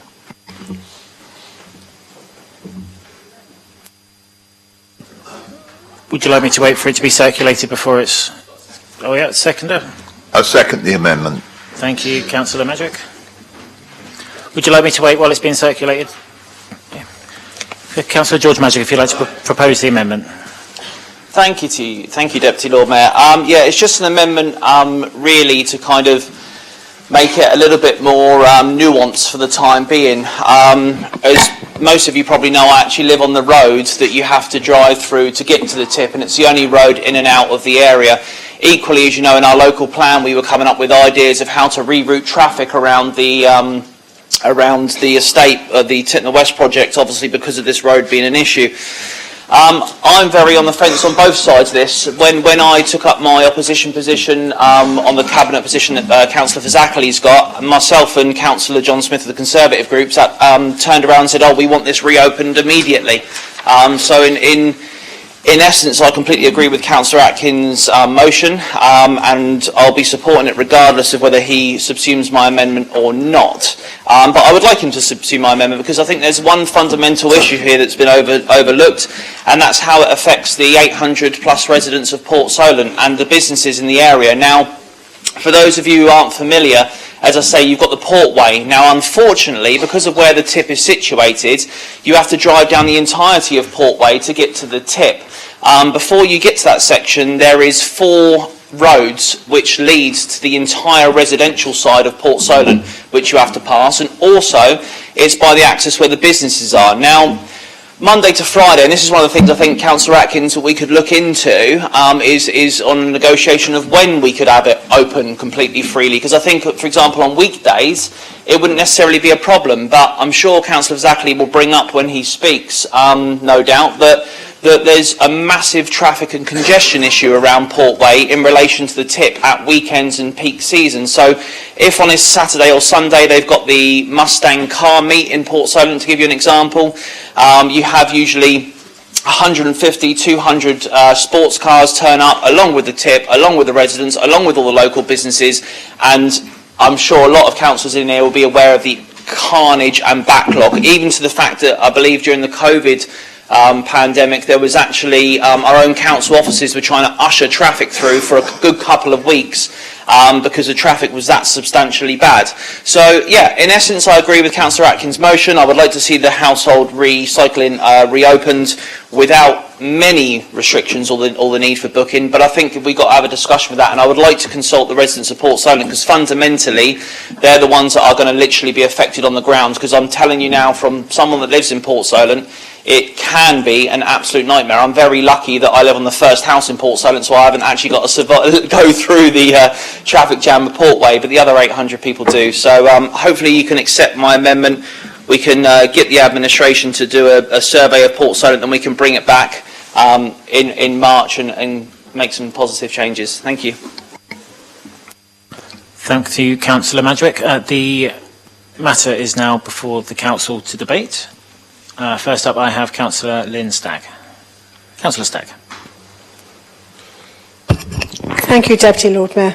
I've visited the household waste tip many times in the 40-odd years I've lived in Portsmouth, and every time I went there, without exception, I had to queue. Massive amounts of emissions from the cars in front. There were frequently times I had to queue right the way down past the roundabout before you got up there, before you went over the first speed hump. So it was a long time. It would take about 3/4 of an hour to actually get in there and do the work. Then, during the pandemic, there were officials there, and they were brilliant, absolutely brilliant. Not once did I have to queue, even when it was in the pandemic. There were officials guiding you. It was straight through every time. I have been there at least a dozen times since the pandemic, and not once have I had to queue. Absolutely brilliant. Go straight up, maybe queue for about 2 or 3 minutes while some cars cleared, but that would have been about it. So if I was living in Paulsgrove or Port Solent, I would welcome the booking, because I would not suffer from the air pollution that the waiting cars were making all the time. And can I just say, I have booked on a few occasions, 3 I think, on the day that I wanted to take some, just on spec I thought, I wonder is there a slot? Yes, there was a slot, so on the same day. So no waiting, no planning weeks ahead, because it was possible to do it straight away. So I totally disagree with this motion. I think it's the best thing that's happened to that area. Better than sliced bread. Thank you. Thank you, Councillor Stagg. Councillor Fazakerley, did you have a point of order you wanted to raise there? Thank you, Lord Mayor. It was actually a point of information, but I haven't got my standing orders with me, so I couldn't remember what it was, so I didn't want to be embarrassed by saying what it was. Anyway, I'll use this little slot to say, just in relation to what Councillor Madgwick was saying, Councillor Madgwick, it's not actually me to respond on this, since this is no longer part of the public safety portfolio, it's Councillor Barrett, so just to clarify that. That was it, thank you. Thank you, Councillor Fazakerley. Next up, I've got Councillor Kimberly Barrett. Councillor Barrett. Thank you, my Deputy Lord Mayor. Thank you very much for bringing this motion to Council today, because I think it's a good opportunity to talk through it all. I just want to say that in regards to the decision, it was made at Cabinet, pre me being Cabinet member for this area now, but it was agreed at Cabinet between all of us. But I think it's very important as well, as you've mentioned, that this is not just something that we've made the decision on in Portsmouth, it's a Hampshire decision that's been made across Hampshire County Council as well as West Sussex Council as well. But we've all had a look at this and we've done consultation before, and the approval rating, so to speak, for the booking system have been through the roof. They're actually much higher than I ever thought they would be. So, for example, Hampshire County Council, on their survey, they had an 89.9% satisfaction rate with that, and 78%, just over 78% supported the continuing of the booking system. And the cabinet member, the cabinet member there, they've put in the report and agreed to have this system indefinitely now across Hampshire County Council. The same with my counterpart in West Sussex as well. They've also had, I've got the figures here, they had a huge, I think it was between 68 and 77% satisfaction rate as well. They've seen a decrease in traffic, a decrease in air quality, an increase in air quality, and they've also, as you mentioned about costing as well, they've actually managed to save money because they don't any longer need the additional traffic marshals or the security on site now as well. So it has led to that. I do think it's important to mention as well, and I've done it every day since I saw this was on the books for today. I've been on every day throughout the day, sort of maybe up to an hour and a half before the tip, well, sorry, not the tip, HWRC, I'll get told off for that. And I would have been able to book an appointment right up sort of half an hour's time every single day this week. I checked today and it was still, you'd still be able to go on. So it's brilliant, you know. So I think it does work very well. I think it's very important to mention as well because, you know, we know not everyone's tech savvy and aren't able to get online to do the booking system. So we actually have a telephone appointment system so you can call up and book in for a slot as well. Because we do realise that, you know, not everyone can go online to book and sometimes it is easier just to speak to a person to get in. So I just wanted to say that, you know, it has been really popular. My counterparts across Hampshire have supported this and made it permanent like we have here as well. In regards to fly tipping as well, I know my Oppo counterparts, so Charlotte and Russell and Rob, every month they get sort of the tonnages that come through as well. In regards to fly tipping, I am pleased to say, and people don't tend to believe me, but we've got the facts and figures and I'm always more than happy to share them with anybody who wants to see them. But when you look at this time, so December 2019, the tonnage rates for fly tipping, they were around 19.5 tonnes. As of, so last month you were looking at an average throughout the year of 12.5. So we are dropping, apart from the odd occasion, you know, where it's just been after Christmas, you might see something, or sometimes when the students are leaving, you do tend to see a slight increase. But, you know, at the moment we are doing really well. So I don't think that's necessarily a concern for Portsmouth. I know Southampton are very concerned, and they have a trial, or they had a trial to take it away, the booking system, for 3 months. I spoke to my colleagues at Project Integra to try and find out what was going on in regards to that, because I haven't seen a report back so far. But I have spoken to them, so I'm waiting to hear about that. But it's also very important to know that I have spoken to council officers and other members from across Hampshire County Council just to see what their opinion was, and they're all in agreement that it seems to be working very well for them.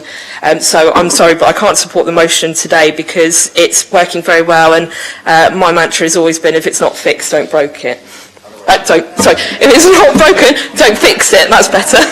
Thank you. Thank you, Councillor Barrett. Next up to speak, I have Councillor Graham Heaney. Councillor Heaney. Yeah, thank you, Deputy Lord Mayor. When I saw this motion, I obviously thought that I've heard similar comments from residents who say they wish it was reopened and available, but I also see the advantages of the current system of appointments. I mean, I can remember queuing in the road to get into the household waste recycling centre at weekends, particularly when it's busy. And when I was working full time, that was obviously an issue because you couldn't get in very well.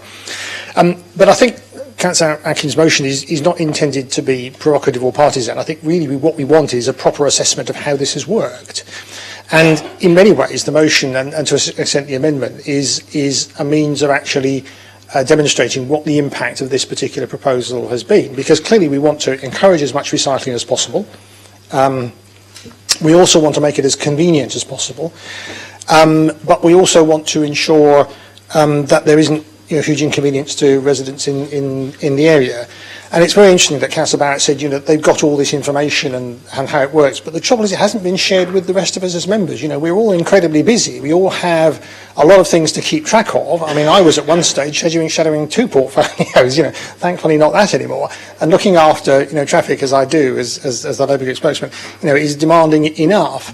And it would be, I don't think the administration take enough opportunities to share information about what's going on to all members, which doesn't necessarily have to go to a cabinet meeting, but could be shared directly.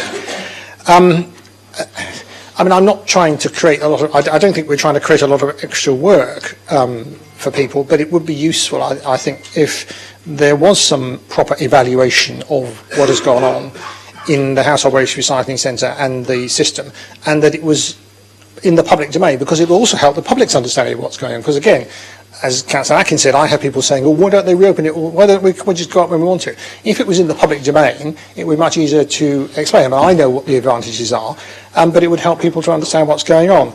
I mean, I understand Councillor Madrick's amendment, and I had a brief discussion with my colleague, Councillor Sharada's deputy, about whether that was, so I would be happy to see it go forward, the motion and the amendment, with a view to the administration bringing back some proper evaluation of what it is at a cabinet meeting, or maybe even sharing it with members.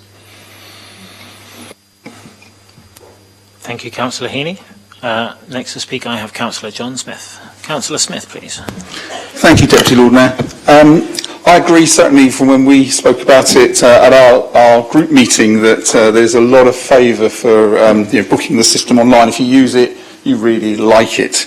And indeed, as Councillor George Mayor already said, we spoke about it at the end of COVID and that at the safety meeting about reopening it without a booking system, and we heard from the administration that it works really, really well. So I certainly get that and loud and clear. However, I do worry about the fact that we might miss a swathe of the community who don't want to, can't book online for whatever reason, and that worries me for as has already been stated by Councillor Atkins, that fly tipping could be a concern there, and indeed we've heard that some companies might be closing their recycling sites in the city. So the opportunity, I think there's a compromise should be made, and the opportunity to have both systems where you can book online for those that really, really like it, but there should be a time of day or a time when people can just turn up and drop their stuff off on the same day when they're clearing out or doing whatever they're doing.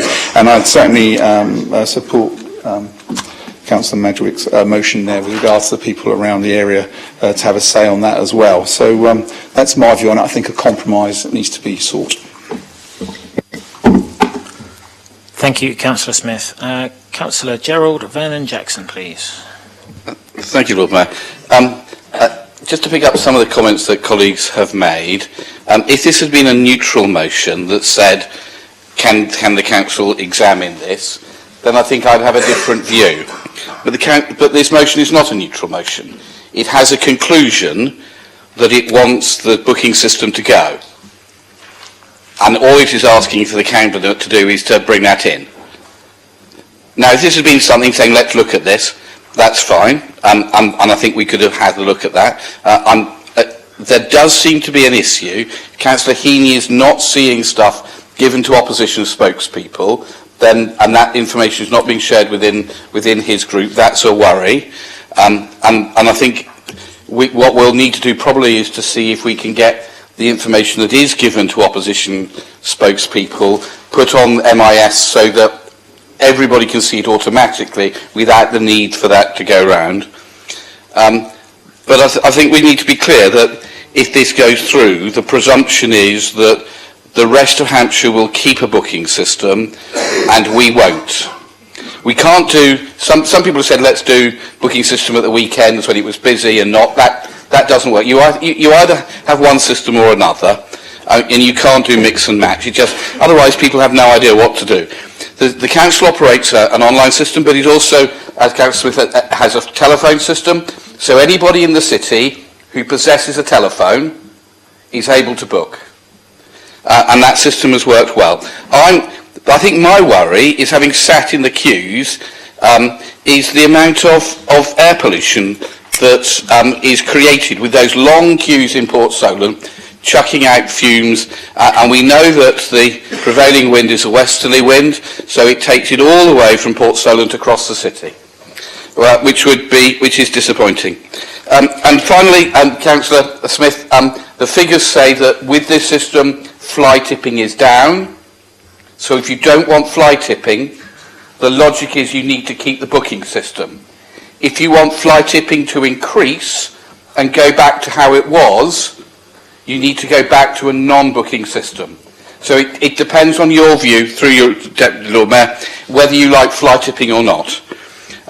So my Lord Mayor, I think if you're not in favour of fly tipping, you won't support this. If you're not in favour of air pollution, you wouldn't support this.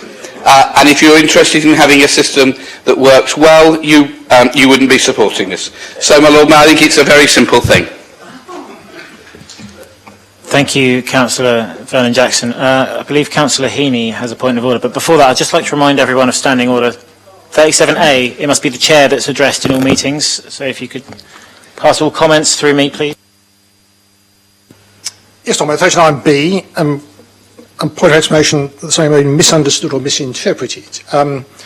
First of all, I said that the Council has a responsibility to give information, and that is a responsibility it has to all members. It is not the responsibility of opposition spokespersons to be the filter for information. The Council has a responsibility to inform all members about activities that it is engaged in, and members have a right to that information. So therefore, sharing it is a good idea and shouldn't be relied on through opposition spokespersons, because I know from my own experience that even opposition spokespersons don't get always the information that they are necessarily entitled to. With regard to Councillor Vernon-Jackson's attempt to portray me as someone who's in favour of fly tipping, I mean, it's a load of nonsense, an utter load of nonsense. And what he should, because the motion actually says, the motion then says, Private asks the Cabinet to consider implementing this change. It is a Cabinet decision, not a Council decision. So why don't you just have a bit of grace and accept that we're asking for some information and asking for a review, and come back and do it properly.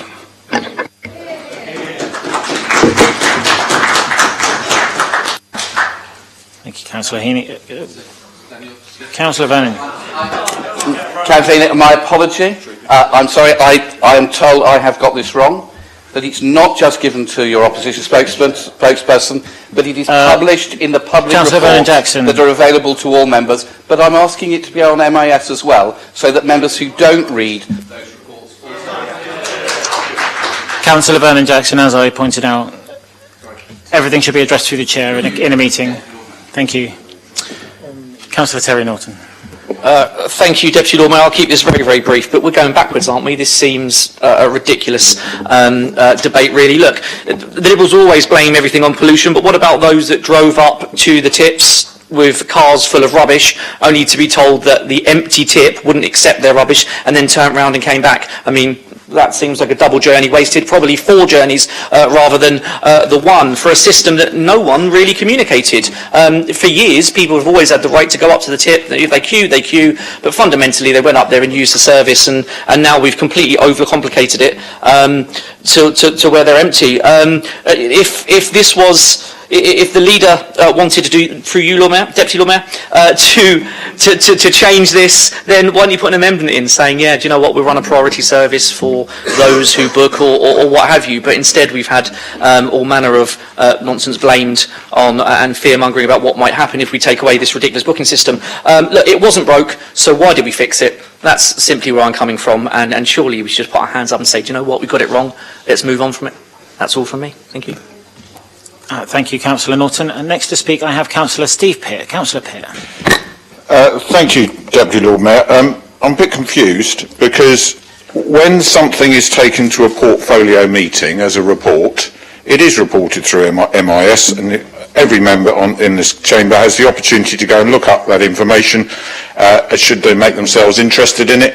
I don't know what we're expected to do. Should we write it on parchment and send a town cry around to individual members' houses saying, oh yay, just to make sure that people do bother to do that job for which they have been elected, which is to avail themselves of information in the public domain about the business of this council and ensure that they are familiar with its activities. There was a decision meeting held on the 9th of March, I've just looked it up, and that was when Councillor Dave Ashmore was the portfolio holder, where a full report about how the Waste Recovery Centre was actually being used was published with data and information in there. Councillor Heaney, for you or any other member of this council to look at. Accusing this administration of not circulating information that it has circulated is frankly nonsensical, as most of the remarks that were made, unfortunately, just now by the councillor who's also the Deputy Police and Crime Commissioner, and as usual, none of us can figure out what on earth he's talking about. But Deputy Lord Mayor, it's perfectly acceptable to hold this administration to account when it has not done something that it should have done. But what it did do is hold a portfolio decision meeting where the appropriate report was brought, and all the information that Councillor Barrett has updated you on is just the most up-to-date information which she has brought voluntarily to this chamber under no pressure from anybody. An update to a meeting that was held in March of this year when, as I recall, Councillor Graham Heaney was an elected member of this council. Thank you, Councillor Pitt. Next to speak, I've got Councillor Lee Mason. Lee Mason, please. Thank you very much, Deputy Lord Mayor. This is negating the fact we're trying to dodge around and avoid answering a question. It does have a huge effect on certain people. I know from clearing out my own mum's house, Devon, very fortunately, are a lot more enlightened, and they do have the tips open that you can visit without booking. You can call in. If you suddenly have something from the garden you need to get rid of, if you have unexpected need to move stuff, you can. Now, I have stuff at home that I now need to book to take to the tip. I could just throw it in the waste and have it go off to the burner and destroyed, or I can try and take up the time, find a point where I can book in, work out when and how long the meeting is going to last, and head up there once I've got a booking. It is discouraging people, and I've heard from a lot of my residents who are very close being in Cosham that they can just drive across, but the booking, it's far easier to just throw it in the waste, and there we have a lot of things going to be burnt which could have been recycled. This is not helping the environment, this is not helping people's lives in the city. And I think we just need to look at trying to make it an easier option for people and help them actually recycle and take stuff to waste tip when they need to. Thank you, Lord Mayor. I'll take Lord Mayor. Not quite yet. Thank you, Councillor Mason. Next to speak, I've got Councillor Peter Harris. Councillor Peter Harris. No, I'll just keep it brief, Lord Mayor. I think there's been a lot of idle chatter about things that aren't really relevant to the motion, and I think the sensible thing this motion is asking for us to look at a potential to do something slightly different than what we're doing at the moment. And I think we have to be conscious about how people are living their lives at the moment. I think obviously some people haven't got a lot of money in their pockets. They're going through their houses. They're doing slight upgrades, slight different things that they are. They're not going on holiday, so they're spending more money on their homes. So they are gutting their houses. And a lot of people do that on the whim, you know. And to book sometimes is not really feasible for those to do so. I mean, I can give you an example. I've moved house. I haven't got an opportunity to book something because I have a young child. So if I'm going to gut something, I get a spare 3 or 4 hours to do it. I don't have time to sit there and do a booking slot, you know. So, and a lot of people are in those situations. So a lot of people are in those situations. So I think if there was a way to have some flexibility within the system, Deputy Lord Mayor, I think that would be welcomed, but also at the same time I think it's an open and quite a good discussion to have, because there are some merits to the appointment system. I think that has been apparent, but there also are some merits where people can just be able to turn up. And I think the amendment is also quite conscious to the residents that live in Port Solent and to the traffic that comes through there. So I'm quite happy with that as well. But I just think we should be really focusing on the motion and not some of the discussions that we're having about Councillor Heaney potentially being a fly tipper, which I think is completely ridiculous. Completely ridiculous, and I would full-heartedly quite happily stand up in a court and say he's not a fly tipper. But, you know, I just think we should be looking at what the motion's asking. I think the motion's asking something that's quite sensible, and I think members should vote for it. Thank you, Councillor Peter Harris. I've got one more speaker. That's Councillor Robert New, please. Thank you, Deputy Lord Mayor. What a peculiar turn this debate has taken. I thought that this was fairly uncontroversial and that, you know, it's been presented, been supported by Councillor Madrick. I know Councillor New has had similar concerns, etc., on behalf of local residents and whatnot. So I recall, through my own private briefings I had from when I was the portfolio member, and, you know, I do like to keep my hand in sometimes with some of these things because you build good relationships with officers, that they said that they couldn't actually attribute why there was a rise in fly tipping and then why there's been a decrease. That's what's been said to me by our officers, and I take them on face value. So, you know, I suppose the point I'm making is, you know, it's easy for us to sit here and spin, etc. But the reality is there's a request here. As I understood it at the time, it was only a temporary decision at the time to try and solve the problems with the tip, because people were doing lots of gardening, etc. in the pandemic, and it was just a way to try and manage the in and out and the demand really for that service. Now that things have returned to normal, I don't think it's beyond a reasonable ask to look to change it back to what it was, least of all on behalf of the people of Port Solent. I think that we just need to kind of have a bit of a rationale debate. We are now going into a really hard winter. You know, things are hard for people. You know, the cost of living crisis has been mentioned many times. You know, like, while we're here, I'm literally working on the new food pantry offers that are coming online to help people. That's the serious stuff that we should be getting on with. These things seem very bizarre. You know, if you want to have a political punch-up about this, do it elsewhere. Like, this is literally wasting our time, officers' time, God knows how much time. It's ridiculous. I think we should just get through this motion, but we should keep facts to what they are. The officers say they didn't actually know whether this is responsible or not for a decrease in fly tipping, and I would take their word over any politicians. Thank you, Councillor New. I have no further speakers indicated, so if I could ask the proposer, Councillor Atkins, to sum up and indicate whether he will be subsuming the amendments. Thank you, Deputy Lord Mayor. Yes, I'm quite happy to subsume the amendment. I do recognise the impact that there could be on the local residents in the Port Solent area, and so surveying them and consulting local residents, I think, is always an important part of any decision and shouldn't be ignored. I think perhaps one of the things that's come out during this debate, and I apologise if the leader feels that I phrased it in too controversial a manner. It's probably my sort of grammar school debating background that I like to propose something and let's debate it. But I think from the debate, I think what's come through is the need that this is a subject which should be reviewed and which information should be clear and publicly available, because it was a decision taken temporarily for the pandemic, which now appears to have become permanent, and I think that should require a substantial review and public comment and public release of information. It is a decision where I continue to think that we should have the opportunity for people to be able to attend without an appointment, so I continue to believe in the principle of the motion.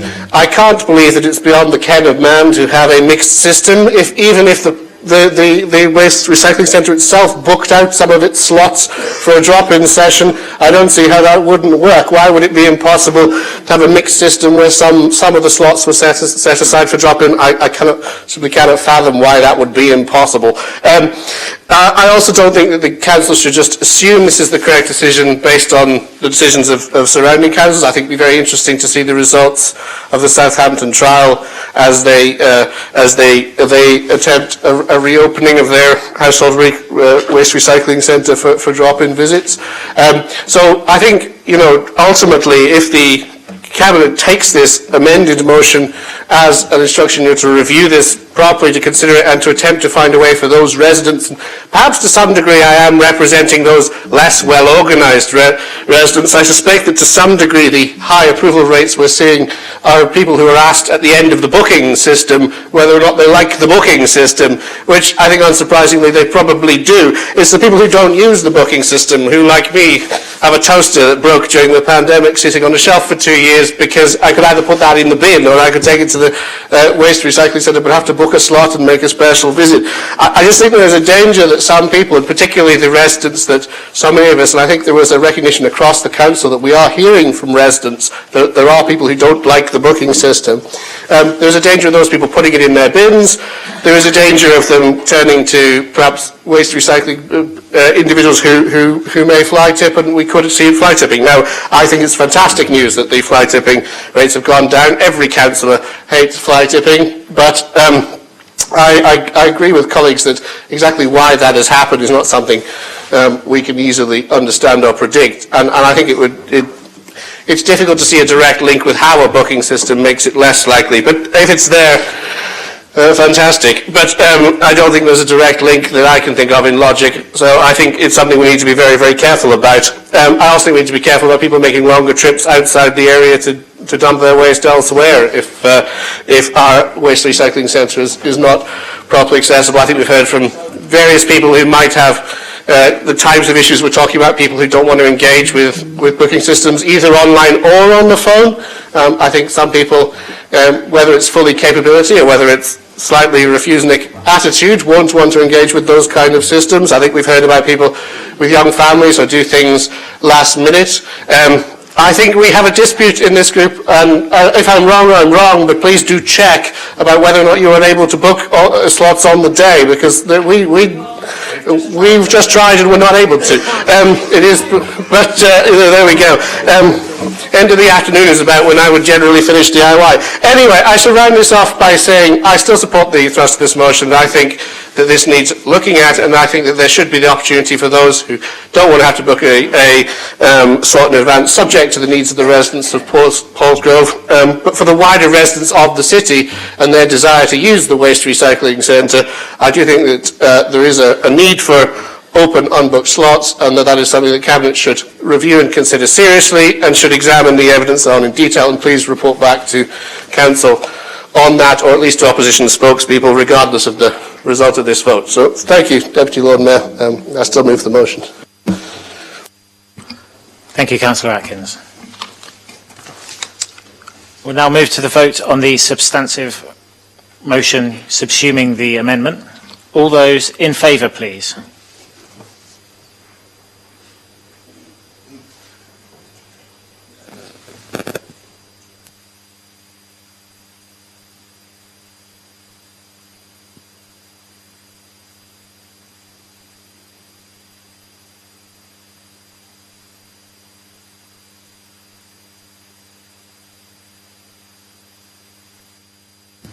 The motion is carried. Thank you. That concludes that motion. I had intended, as Deputy Lord Mayor, to take a break after a couple of hours, but we've got one more motion then questions, so I suggest we push through. Let's do it. And then we can... It's in my gift. It's in my gift. That concludes that motion. Moving on to motion E is the motion concerning celebrating local sportswomen, proposed by Councillor Brent. Proposed, Lord Mayor. And seconded by Councillor Symes. So go. Right, I now call upon the proposer, Councillor Brent, to present and speak to his motion. Councillor Brent. Thank you, Deputy Lord Mayor. I think this is a motion where what's written is more of the substance than any speech would be able to say. I think I can add a bit of context as to why I've put this notice of motion forward. I think that this has been a great year for sports in general, and as highlighted in the first paragraph, and hopefully it will become an even better year in sports, shall we say, and who knows, we might win the World Cup, we'll see. So the reason that I'm the person proposing this motion is so Vicky Cornborough, who's mentioned in the second paragraph, was someone I went to college with. So I sat next to her in maths class, and she was sort of exceptionally driven with her sport. She'd come to college, she'd be tired, she'd have training, and so forth. And I've got a few friends who sort of do different sports at an elite level, and I think it's something that we should recognise. It's so difficult with such a commitment to get to that level. And really, in a nutshell, that's why I've put it on there. The aptness of this is that Vicky retires this year at 31, and I think that it's just right that it's on the order paper so that the council can recognise the achievements that she's brought forward as a Portsmouth resident her whole life on a national level of sport. Thank you, Deputy Lord Mayor. Thank you, Councillor Brent. Do I have any amendments to this motion? Well, I do have an amendment to this motion. And is that proposed by Councillor Simpson? Thank you, Deputy Lord Mayor. I'd like to propose an amendment. And is that seconded by Councillor Madrick? Seconded. Can we circulate that, please? Would you like me to wait till it's circulated before you speak?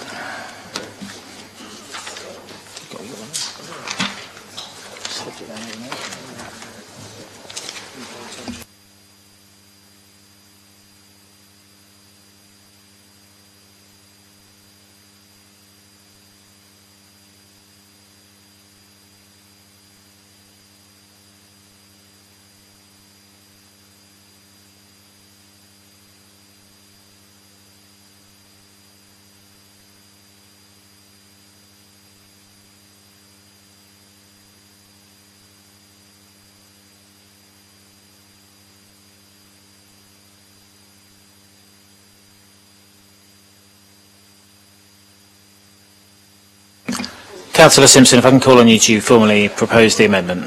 Thank you, Lord Mayor. I'd first like to thank Councillor for bringing this motion forward. The amendments I propose are off the back of a question I asked in the last full council, which is very similar and highlight the sporting talent in the city. My amendment is to just add more flesh to the bones of the motion, so identify how younger generations can be inspired by sport role models within our local community, a plan on how to support and sustain up-and-coming local sporting people in areas of sports, reach out to local sports people and schools to set up a method where local sports can talk and inspire the youth within the school setting, and work proactively in assigning an amount of finance within the 23-24 council budget that is ring-fenced and supporting emerging talent. I feel this is important as a council, that we support our heroes, like has been mentioned, as well as Ebony Jones, as well as Maddie Madison, that's also been achieving excellent things in sports in Portsmouth. I feel that if we can add this, please, it will really help us taking action more effectively. Thank you, Lord Mayor, Deputy Lord Mayor. Thank you, Councillor Simpson. The matter is now before the council to debate. I've got Councillor Linda Symes indicated. Councillor George Madrick. Thank you, Deputy Lord Mayor. Yeah, just fantastic motion put forward by Councillor Brent, and obviously, needless to say, I'm supporting the amendment by Councillor Simpson. Yeah, I just wanted to highlight one of our own Paulsgrove young talents. We've got a girl called Maddie Martin. I know that my father, Councillor Brian Madrick, has been working with supporting her. At just the age of 13, she was ring-fenced to be one of the basketball Paralympians in 2024, and it looks like that she might take part in that in 2 years' time. I'd also like to thank Councillor Pitt, because I believe that he has been involved and helped supply a little bit of funding for Maddie as well on her journey to the Paralympics. So I think the administration is already doing stuff to support our local sporting talent, but I think, you know, this motion just kind of puts forward a commitment of additional support. It's not just in that. We've got, I know we always bang on about boxing in our group, but it's something we really enjoy. We've got Joel McIntyre, who was on Channel 5 just last week. We've had McKinson, who was fighting in Texas to 60,000 people. We've got some really, really good talent in Portsmouth. It's about time we promote it. Even 2 decades ago, we had Katie Sexton, if everybody remembers, from Baffins, who won medals in swimming. So we've got some really, really good talent in the city, and I think this motion is fantastic, and I think any way that we can continue supporting that talent would be great, and some form of plan moving forward to kind of do that is a positive thing. Thank you. Thank you, Councillor Madrick. Next to speak, I have Councillor Steve Pitt. Thank you, Lord Mayor. In the interest of not going through the exercise that we went through a few moments ago on the last notice of motion, I'm very happy with everything that's on the table here, mainly because we are doing it. This council is very active around these areas. I do understand that there is an argument to be made for more information being in front of councillors about what that work is, and in fact about 6 weeks ago I gave an instruction for our facilities manager to work directly with BH Live, who deliver a lot of this sports achievement and support work on behalf of the council as our leisure operator, to bring a full report on all of their activities to Cabinet, because it's not just about stuff that they're doing with young people, it's not just about stuff they're doing with young women in particular, but it is about the stuff that they're doing across the whole of the community to support a whole raft of different people, and it's quite exceptional work and incredibly impressive, and it needs to have a light shone on it.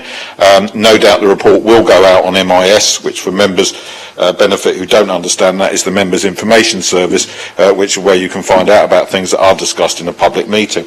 So we'll make sure that that actually happens. We do have, through the Sports Council, a small amount of grant money to issue each year. There have been issues in getting the Sports Council to regularly reconvene post-COVID. People who've been in roles for a very long period of time have stepped down. We're going to do another recruitment process to try and bring some new blood into that. And I've actively been going out in the community to different sports organisations. One notable one that stands out is the amazing work that Portsmouth North End are doing in cycling up at Mount Batten, and I spent the evening with them back in the summer. Very impressive to see. Through that work, it enables us to support outstanding individuals, and particularly youngsters and sports clubs. And as Councillor George Madrick referred to, Maddie made through her dad made an application through that process, and she was given financial support on that basis. So there is money in the budget. That's number D, item D on the amendment. For C, reaching out to local sports people and schools, that's what we've been doing. There is also a schools forum through which use of council leisure facilities can be facilitated to enable athletes to have that support. BH Live actually run an elite athletes programme, which is specifically dedicated to sporting excellence across a whole range of different sports, not least swimming, as referred to through the historical Katie Sexton, of course. And that kind of support is still deemed very important to this day for that reason.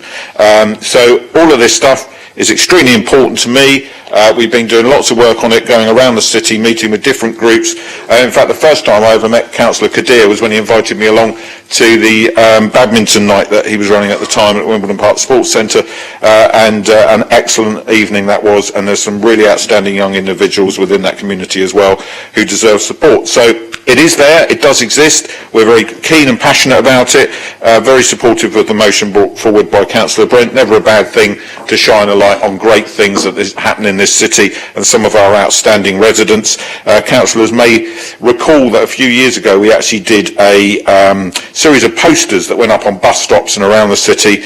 I think it was under the previous Lib Dem administration, and they were circulated, and they featured people who had secured success in the various different fields, not least sport, because I remember having to email Roger Black's manager and asking him for a publicity photo to use for exact that purpose, and Susie went to school with it. So I think that's a piece of work we could revive again. So great motion. Let's have an outbreaking of agreement on this one and try and conclude the debate swiftly. Thank you, Lord Mayor. Thank you, Councillor Pitts. Next up, I have Councillor Brian Madrick, please. Brian Madrick. Thank you, Deputy Lord Mayor. I've seen this afternoon where people who own the pop at each other, different parties, etc., etc. Well, I want to put it on record that I thank Steve Pitt immensely. I took on Maddie 6 months ago, Rob, you know, her dad. I've had meetings with Rob and I've had meetings with Maddie, but when I asked Steve about it, he was straight in. They did donate money, he did donate money, and I thank him very much for that. But also he gave advice on other areas to get money, etc. for Maddie. She's a wonderful young lady, she's happy all the time, she's in a wheelchair, obviously, you know, her life is a wheelchair, but she's going for targets, she's a skinny little girl, you know, so young, but she's actually represented Britain in World Championships, she's going to the Olympics for him. It's a lot of money, it costs $15,000 a year expenses, and her dad has to support it, but we're getting money from here, there and everywhere, other charities, etc. And I just want to thank Steve personally. He did a wonderful job. He helped us in all sorts of ways. So forget the politics. We can all work together on helping our youngsters in Portsmouth. And I thank you very much. Thank you, Deputy Lord Mayor. Thank you, Councillor Medrick. Councillor Symes, you're still indicating to speak. Did you wish to? Say really that this was to offer recognition for someone who's retired. So if we could have some kind of an award for people in this city who have done well, and it would act as a, I'm sure it would encourage other people to try and do well. All these other people are just wonderful, but this was just a sort of someone who'd played for their country, were retiring at 31, and how were we going to recognise that? So that's all. Thank you, Councillor Symes. Next to speak, I have Councillor Jason Fazakerley. Councillor Fazakerley. Thank you very much, Deputy Lord Mayor. I think I wanted to build on Councillor Madgewick's conciliatory approach about not hanging a pop at anybody.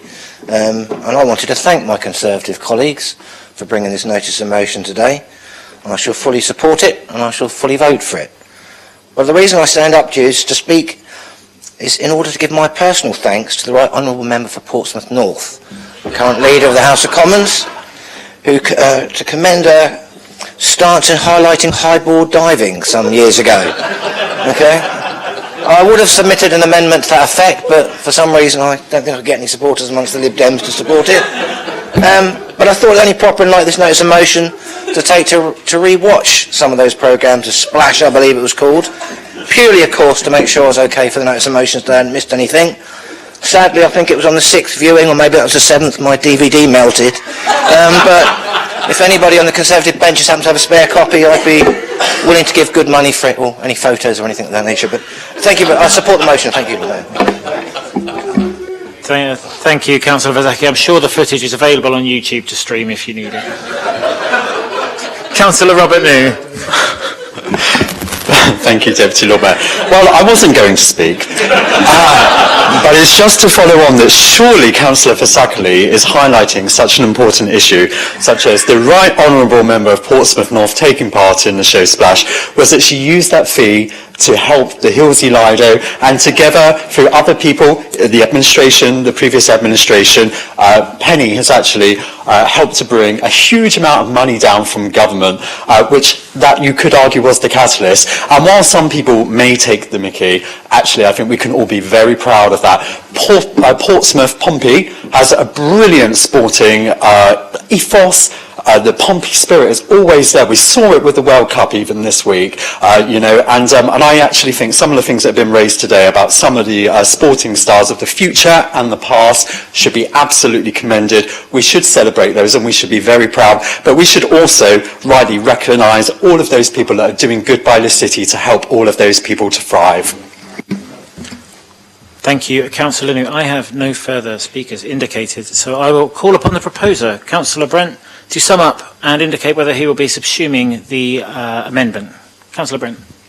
Thank you, Deputy Lord Mayor. I'm happy to subsume the amendment into the original motion. It's nice to have a debate where there's more comedy necessary than political fighting. There's nothing really more I can add apart from I think it's just important to look at all stages of sports people's careers and recognising the end of a career and also encouraging younger generations to start that career. There's nothing more I can add apart from I hope everyone can support this motion. Thank you, Councillor Brent. We will move to the vote. All those in favour, please. That's a substantive with a subsumed.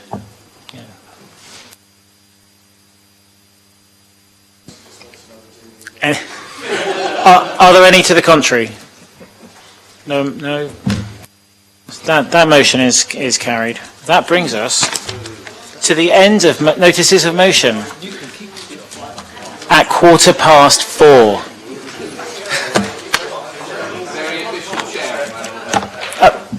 Councillor Venn. Shall I say that, Deputy Lord Mayor, very efficient at chairing, of course. Thank you. I just like to get things done. We're on to questions. Order. Questions under members. Questions from members under Standing Order 17. Members, there are 11 questions under Standing Order 17 that have previously been circulated to you. As you know, there's a total of 45 minutes allocated within Standing Orders to deal with these questions. Can I remind everyone that the member asking the original question may ask up to 2 supplementary questions that must arise directly out of the original question.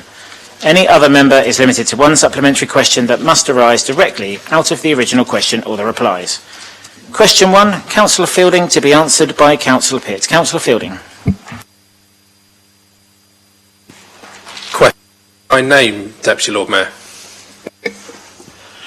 Councillor Pitt. Thank you very much, Deputy Lord Mayor. The Bransbury Park project continues to be actively developed and at present is progressing towards the start of REBA Stage 3, which will end with a planning application in the first half of next year. REBA Stage 3 develops the design to a point where the building is spatially coordinated in terms of architectural and engineering information. In other words, the building layout is finalised, its external architectural appearance has been developed to a point sufficient for planning to be considered, and the site layout is known. We're currently at REBA Stage 2, which develops the concept design and project brief. This has taken longer than planned, as we must ensure we have a deliverable project that fits the planned cost envelope. Various factors impact on that, not least the increase in borrowing costs since the catastrophic mini-budget of Liz Truss and Kwasi Kwarteng, also the worldwide impact of post-COVID, post-Brexit, war in Ukraine, supply chain issues, driving up raw material costs and inflationary pressures in the wider economy. We are, however, confident that we will have a deliverable scheme capable of attracting Sport England funding as planned. Sport England continue to be supportive. They are undergoing major strategic change in their management structure, overall strategy and the investment vehicles. The Strategic Facilities Fund will be replaced in April 23 with a new place-based investment fund. This means that we will not know the level of funding available till then, but I do have a further meeting with Sport England before Christmas. During this period, we have also been exploring alternative building options. Swim England, the national governing body, recommended that we investigate a tension membrane design for constructing the building, as they had seen this approach used successfully for leisure facilities in North America that has particularly high environmental credentials, which is why we were keen to look at it. Officers did investigate the very few structures of this kind in the UK, albeit on a smaller scale, and commissioned an options appraisal, as suggested by Swim England, by 2 separate contractors. Regrettably, for the range of accommodation this facility requires, there is no significant cost or programme benefit from the tension membrane design. There were insurance risks too, this mainly due to the fact that this is not seen as a conventional design as yet in this country, although it is commonplace elsewhere. So the work's now concluded and a tension membrane design will not be used at Branbury Park, but it will be a conventional build and still be aiming to achieve high environmental standards. Value engineering at this stage is concerned with the inclusion or not of large accommodation elements. Through consultation, it is very clear that the core elements that must be included are a swimming pool, a learner pool, a gym, a sports hall and a cafe with ancillary elements like reception, office, WCs. This means that focus must fall on non-core elements. We concluded that there must be a change to the proposal for re-provision of the community centre within the facility. This would mean a model where there is much more sharing of spaces between the community association and the leisure operator has had originally been envisaged. or the retention of some or all of the existing community centre buildings.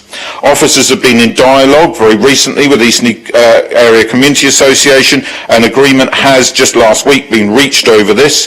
The association is definitive in its view that remaining within their existing buildings is their preferred option. Retaining the existing community centre buildings would realise a significant saving to the building cost of the new facility, and it is with this principle now established that designs and costings are being finalised. The end of REBA Stage 2 is weeks away, and at that point we will have finalised the facility mix, prepared an architectural concept and obtained pre-application planning advice. Consultation to date, to remind members, has taken place over 4 phases. First, the sports and leisure consultation, which happened in November-December 2020, using finance that was first put forward in the February 2020 capital budget, which demonstrated that there was support for the development of a new sport and leisure facility at Bransbury Park to replace Eastney Swimming Pool and Wimbledon Park Sports Centre. The majority of respondents strongly agreed with the proposal to use the money that would maintain Eastney Swimming Pool and Wimbledon Park Sports Centre as they are on a new facility at Bransbury Park. That was 63% in support.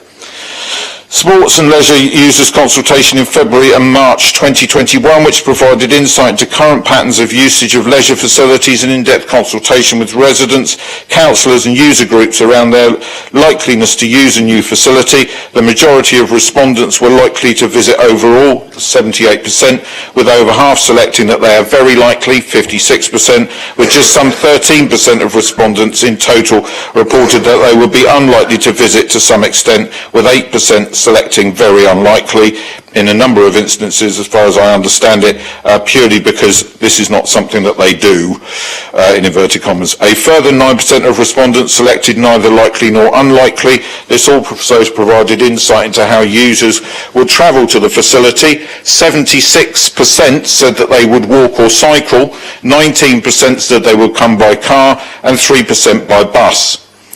And the obvious concerns raised around parking and any change to the open space and traffic issues. Thirdly, Spring It On community drop-in event, which happened in March of this year, gave insight into residents' views on the proposal and reinforced many of the outcomes from earlier consultations. 66% would use the centre, 17% would not, 77% would walk or cycle, 16% would come by car, 4% by bus. Notably extremely similar to the entirely separate piece of consultation that had previously been done. This consultation also made it clear that residents did feel it was very important for the facility to include a learner pool. That was 69% of the feedback, and therefore it is absolutely back as part of the core of those proposals.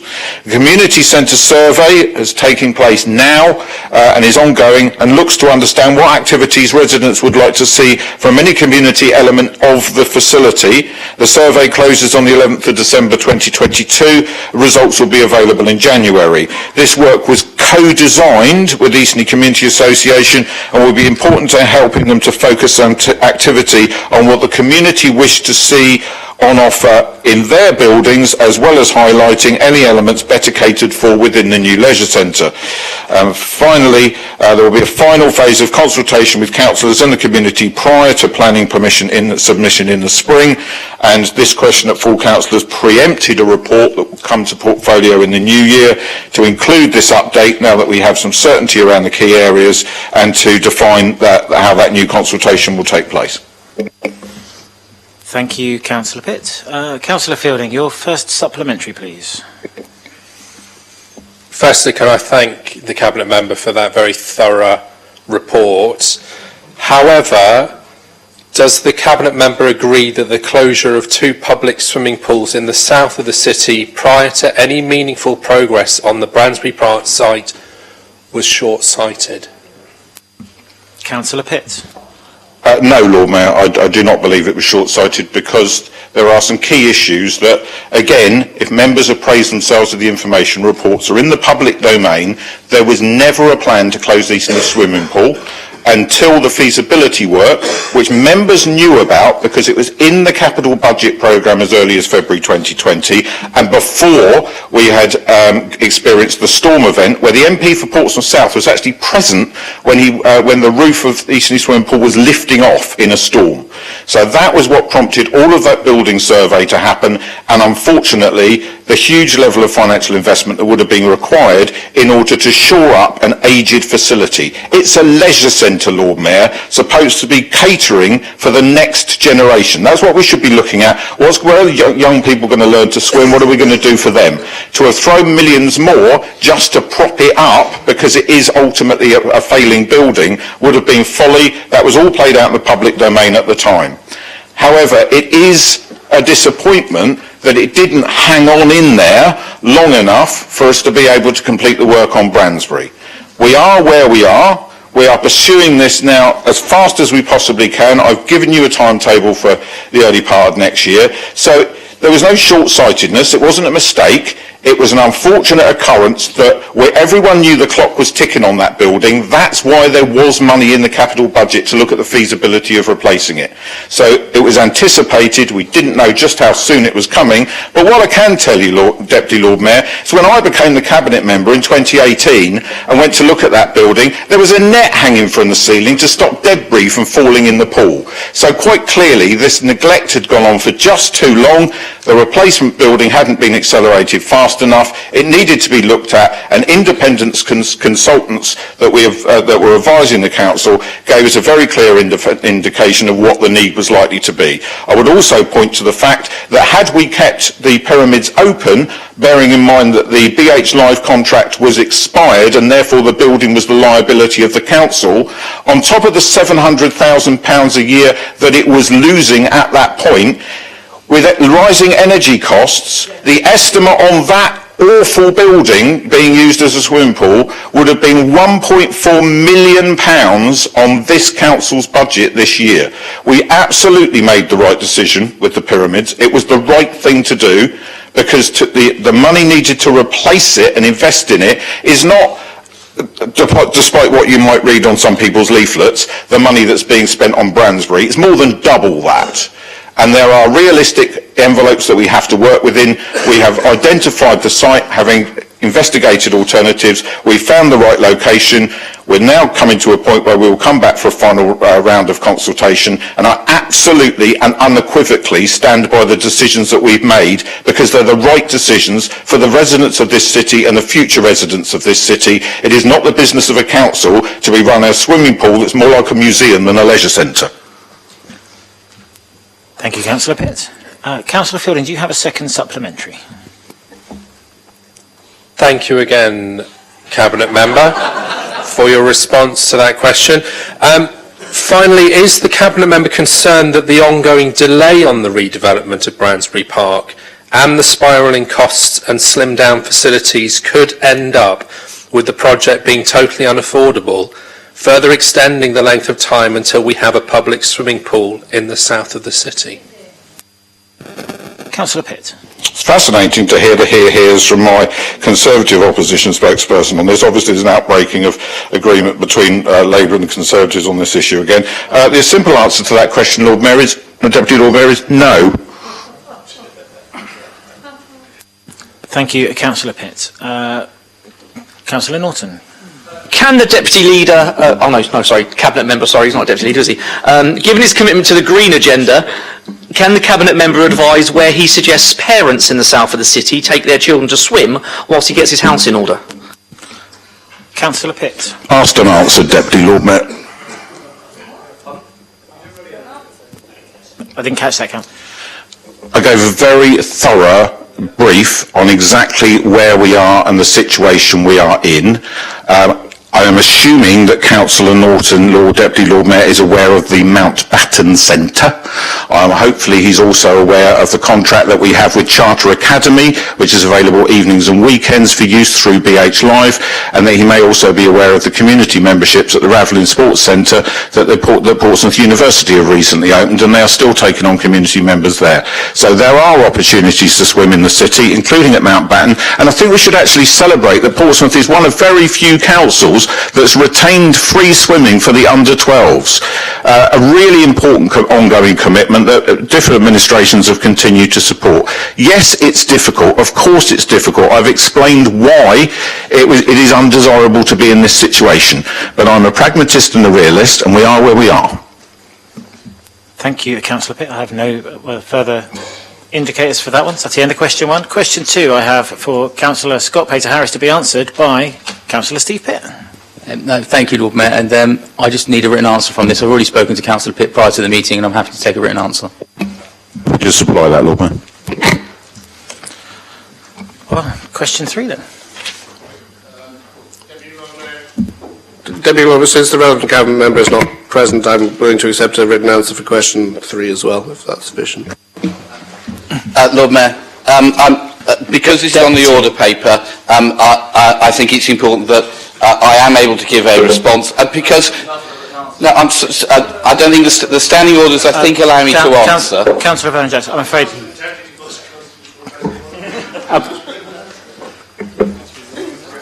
As a written answer has been requested, that's what's going to be. Just thank you. Councillor Madden. Well, generally, the standing orders say that when you address the Lord Mayor, you stand up. 3 Conservatives already have not stood up. Could you make sure that the standing orders are complied with, Lord Mayor? Thank you, Councillor Madden. Members, please. Let's get through this. Come on. So we'll go. Don't make me go the full John Bercow. Question 4, Councillor Bosher, to be answered by Councillor Stagg. Councillor Bosher, please. Thank you very much, Lord Mayor. I come from the days of Elaine Baker, when she used to stand up, you couldn't tell. Question number 4, standing in my name. Thank you, Councillor Bosher. Councillor Stagg. Thank you, Deputy Lord Mayor. The Council has a set process for the prioritisation of roads where a speed survey has been requested. Along with the 85th percentile speed, that is the speed at which 85% or more of the vehicles travel at or below the speed limit, there are casualties, slight, serious and fatal, and the environment surrounding the roads all taken into account. And each of these factors is then put onto a spreadsheet. All of the data that is required to make the decision about each of the roads is scored and is contained within the spreadsheet. Sorry, I've got bits and pieces here. An overview of the information is given in the Traffic and Transportation Committee Feasibility Study Report, and separate data is also published for individual schemes when their reports are brought to committee. On average, the Safer Travel team receive 2 to 3 requests for speed surveys or traffic calming measures every week, meaning that the speed survey priorities are a live document. At the time of this meeting, the 4 of the 5 highest priority sites, and they are Highbury Grove, Langston Road, Lower Farlington Road, New Road and Talbot Road, Devonshire Avenue, that have been surveyed, all either have funding allocated to develop schemes or at the top of the list for the next round of future funding. But I want to stress here that the speed survey process is a live document and therefore it's always changing. And speed surveys are carried out throughout the year, and therefore if a survey shows that there is a priority speeding problem in one particular road, then consideration will be given to putting this at the top of the list for future funding. Now, the 5 roads, because to answer your question, yes, I did see the information before making the decision. Highbury Grove had a total score of 60, and I believe ward councillors agreed with officers that they would use SIL money to introduce VAS signs, vehicle-activated signs. Talbot Road, Devonshire Avenue, total score 75, and that's to be addressed as part of the active Pompey neighbourhood. And that's coming into Councillor Peter Scott's last question to me. But I will point out here that not all the casualties in Devonshire Avenue and Talbot Road are speed related. They are very often, more often than not, related to driver behaviour or pedestrian behaviour. New Road had a total score of 75, and proposals are going to be taken forward as part of the LTP for the New Road East Junction, which is a dangerous one. There have been casualties there, and that will depend on capital funding. And Lower Farlington Road, total score of 60, speed surveys are undertaken in September 2022, so thereafter most of the others will progress as a priority going forward within the LTP budget. Dependent on capital bid funding. Langston Road, which had a total score of 60, speed surveys were undertaken in February 2022, and the scheme design was already progressing ahead of speed surveys being undertaken late for some of the later areas, such as Farlington Road above. So, to answer your question, yes, I did look at scoring for other areas, and the limit for the top limit or the bottom limit for high priority is 60. So anything from 60 or over is high priority. Thank you, Councillor Stagg. Councillor Bosher, can I have your first supplementary, please? Thank you very much, Deputy Lord Mayor, and thank you very much to Spreadsheet Lynn over there.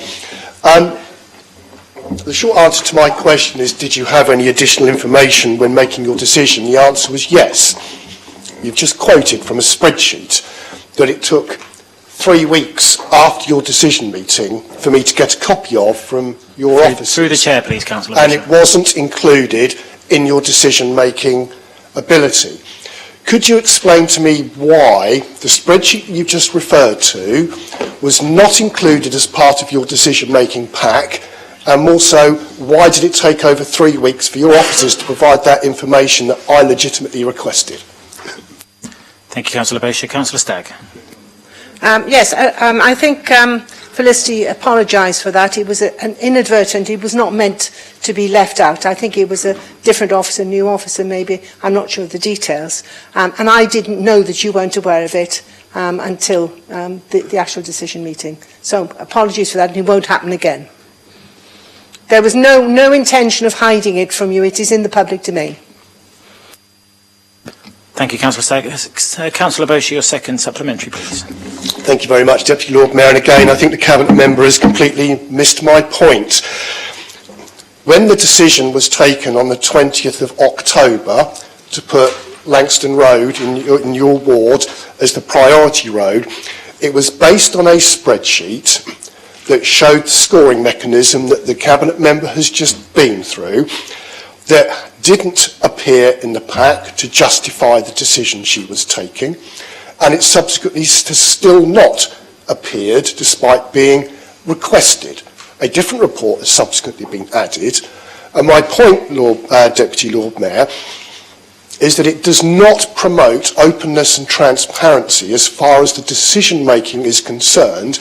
And would the Cabinet member therefore agree with me that when making decisions of this nature, it should include all the information to enable the general public to see the decision that is being taken at the time of your decision-making meeting, and if it is not available, then that decision should be deferred for a future meeting?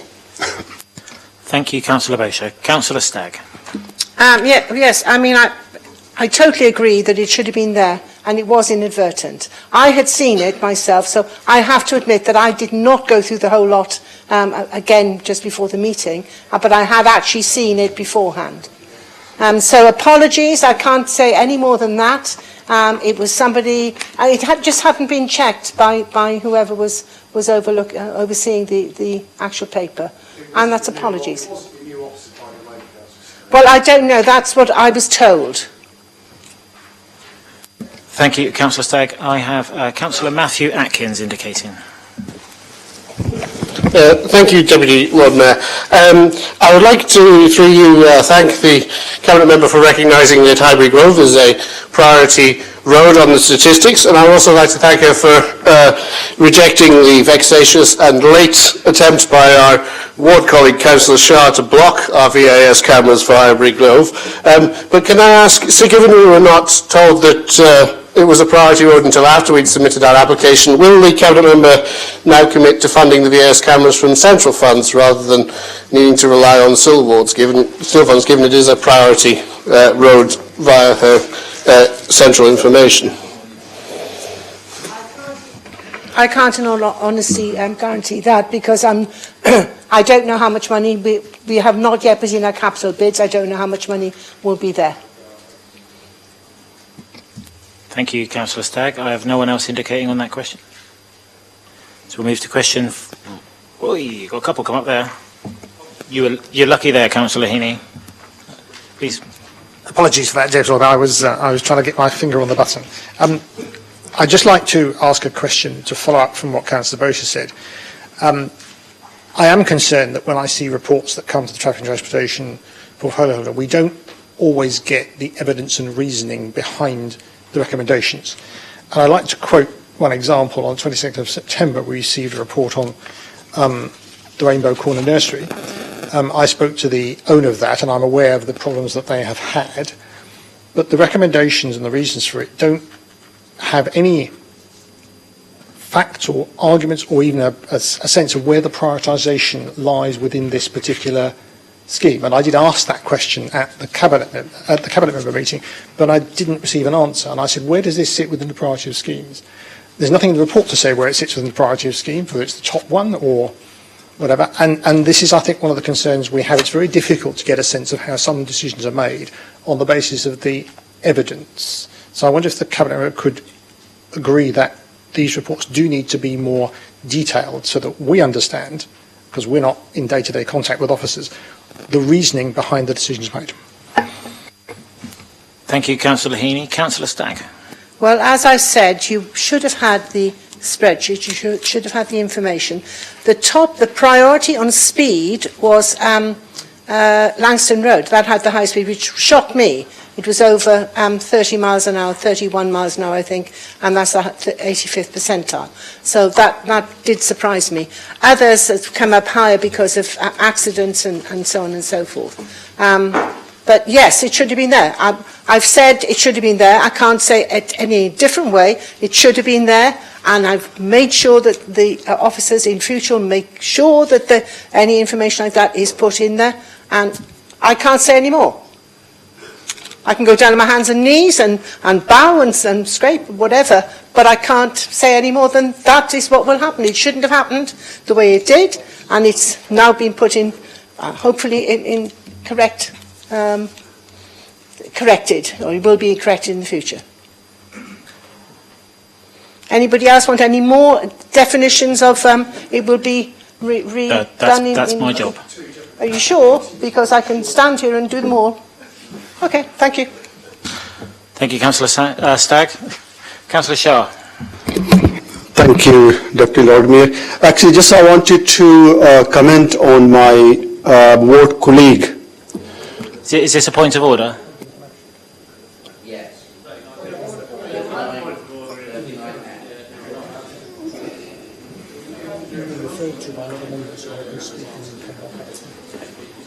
Yeah. It's point of order, yeah. Do you know which point of order you're speaking on? 39, so 39. B.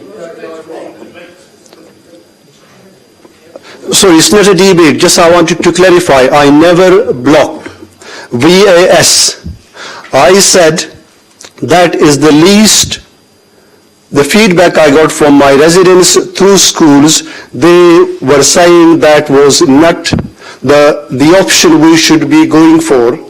And I said we need to go for the best option, which was...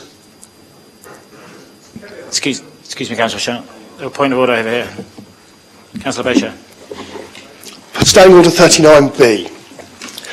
A member who has spoken on any question may make a short explanation. Well, I've spoken on a question. Councillor Shah hasn't, so he can't use 39B.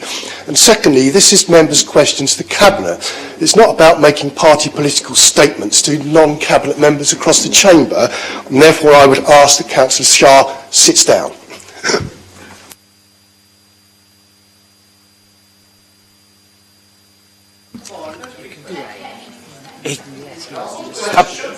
I believe Councillor Shah has made the correction. Okay? Is that right? I want to correct actually what my colleague said. Unfortunately, because of 39B, you have to have spoken already on an item. So, as per the standing orders. Oral questions by members. It is not really acceptable for members to make accusations without evidence towards other members in this council chamber and then deny them the opportunity to respond. This is a public venue that is publicly recorded, and if you make an accusation that a member has done something and they are not able to reply, then that possible misrepresentation is allowed to go out into the public domain. I think it was very unfortunate that Councillor Matthew Atkins decided to do that, but maybe he did it deliberately. And I would ask that Councillor Shah be given an opportunity to respond. Lord Mayor. I'm referring to standing order on oral questions. 1 minute.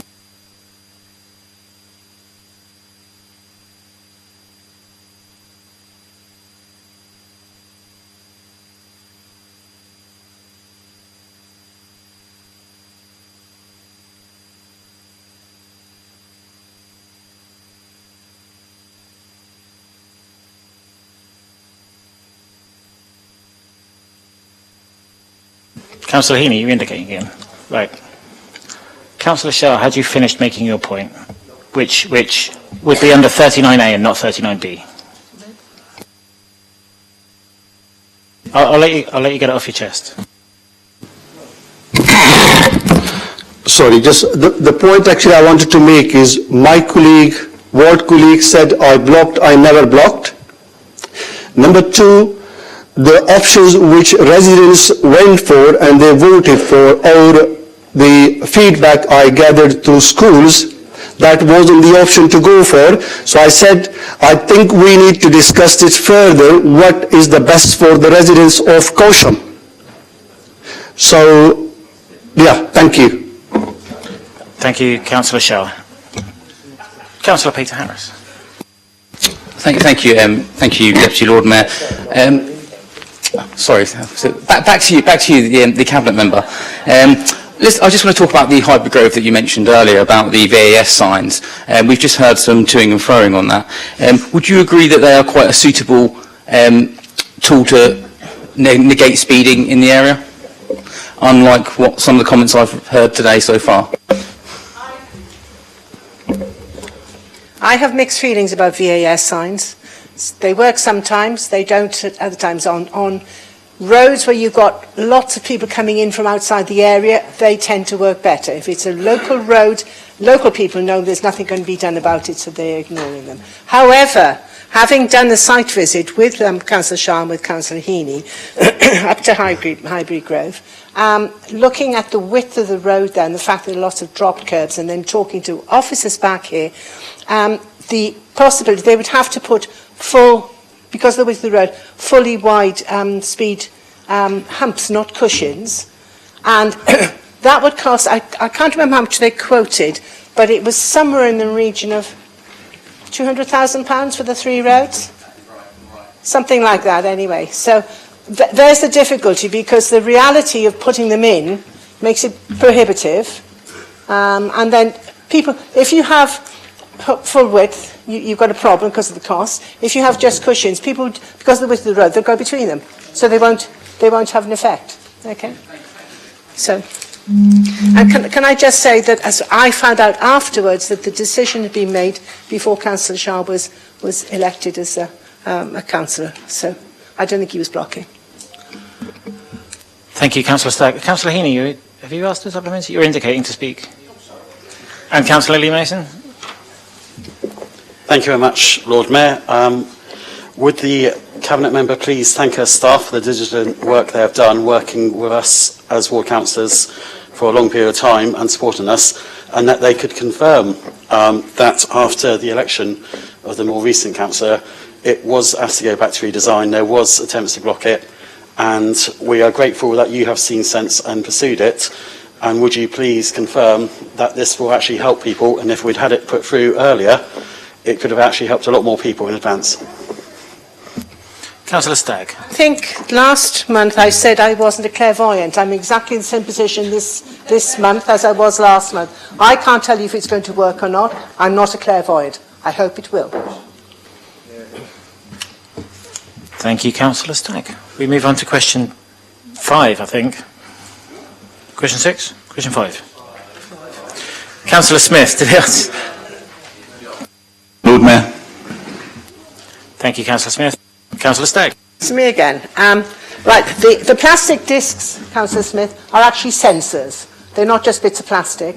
They were put in by a company called Appy Parking, and it's using an app, and you could actually use the app to find out where there were spare spaces to park. The idea was to cut down the amount of travelling around people spent looking for parking spaces.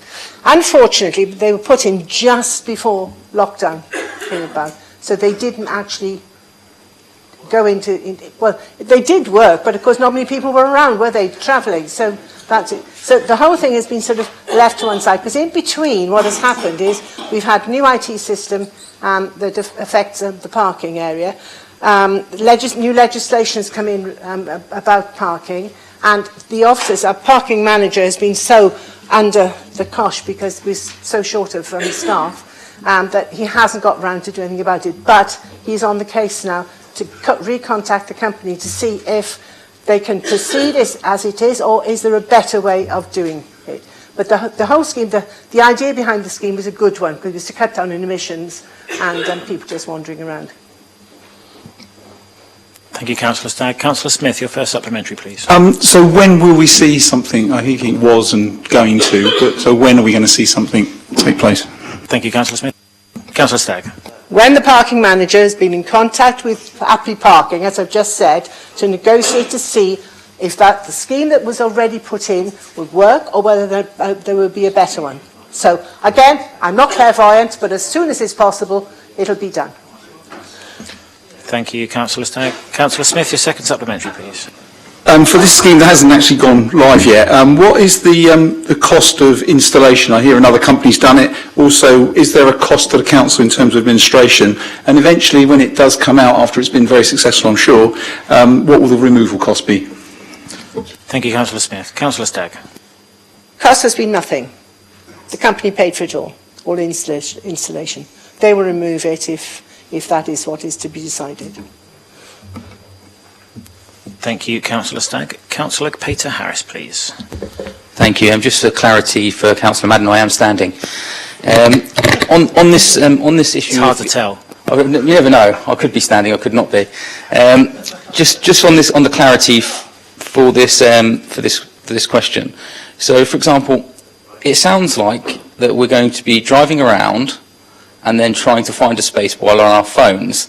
Is there clearly a conflict here between someone looking for a parking space and being on their phone at the same time? Are we encouraging people to use their phones while they're driving? Because that's what it seems like to me from a rational person. But can the Cabinet member clarify? Thank you, Councillor Peter Harris. Councillor Stagg.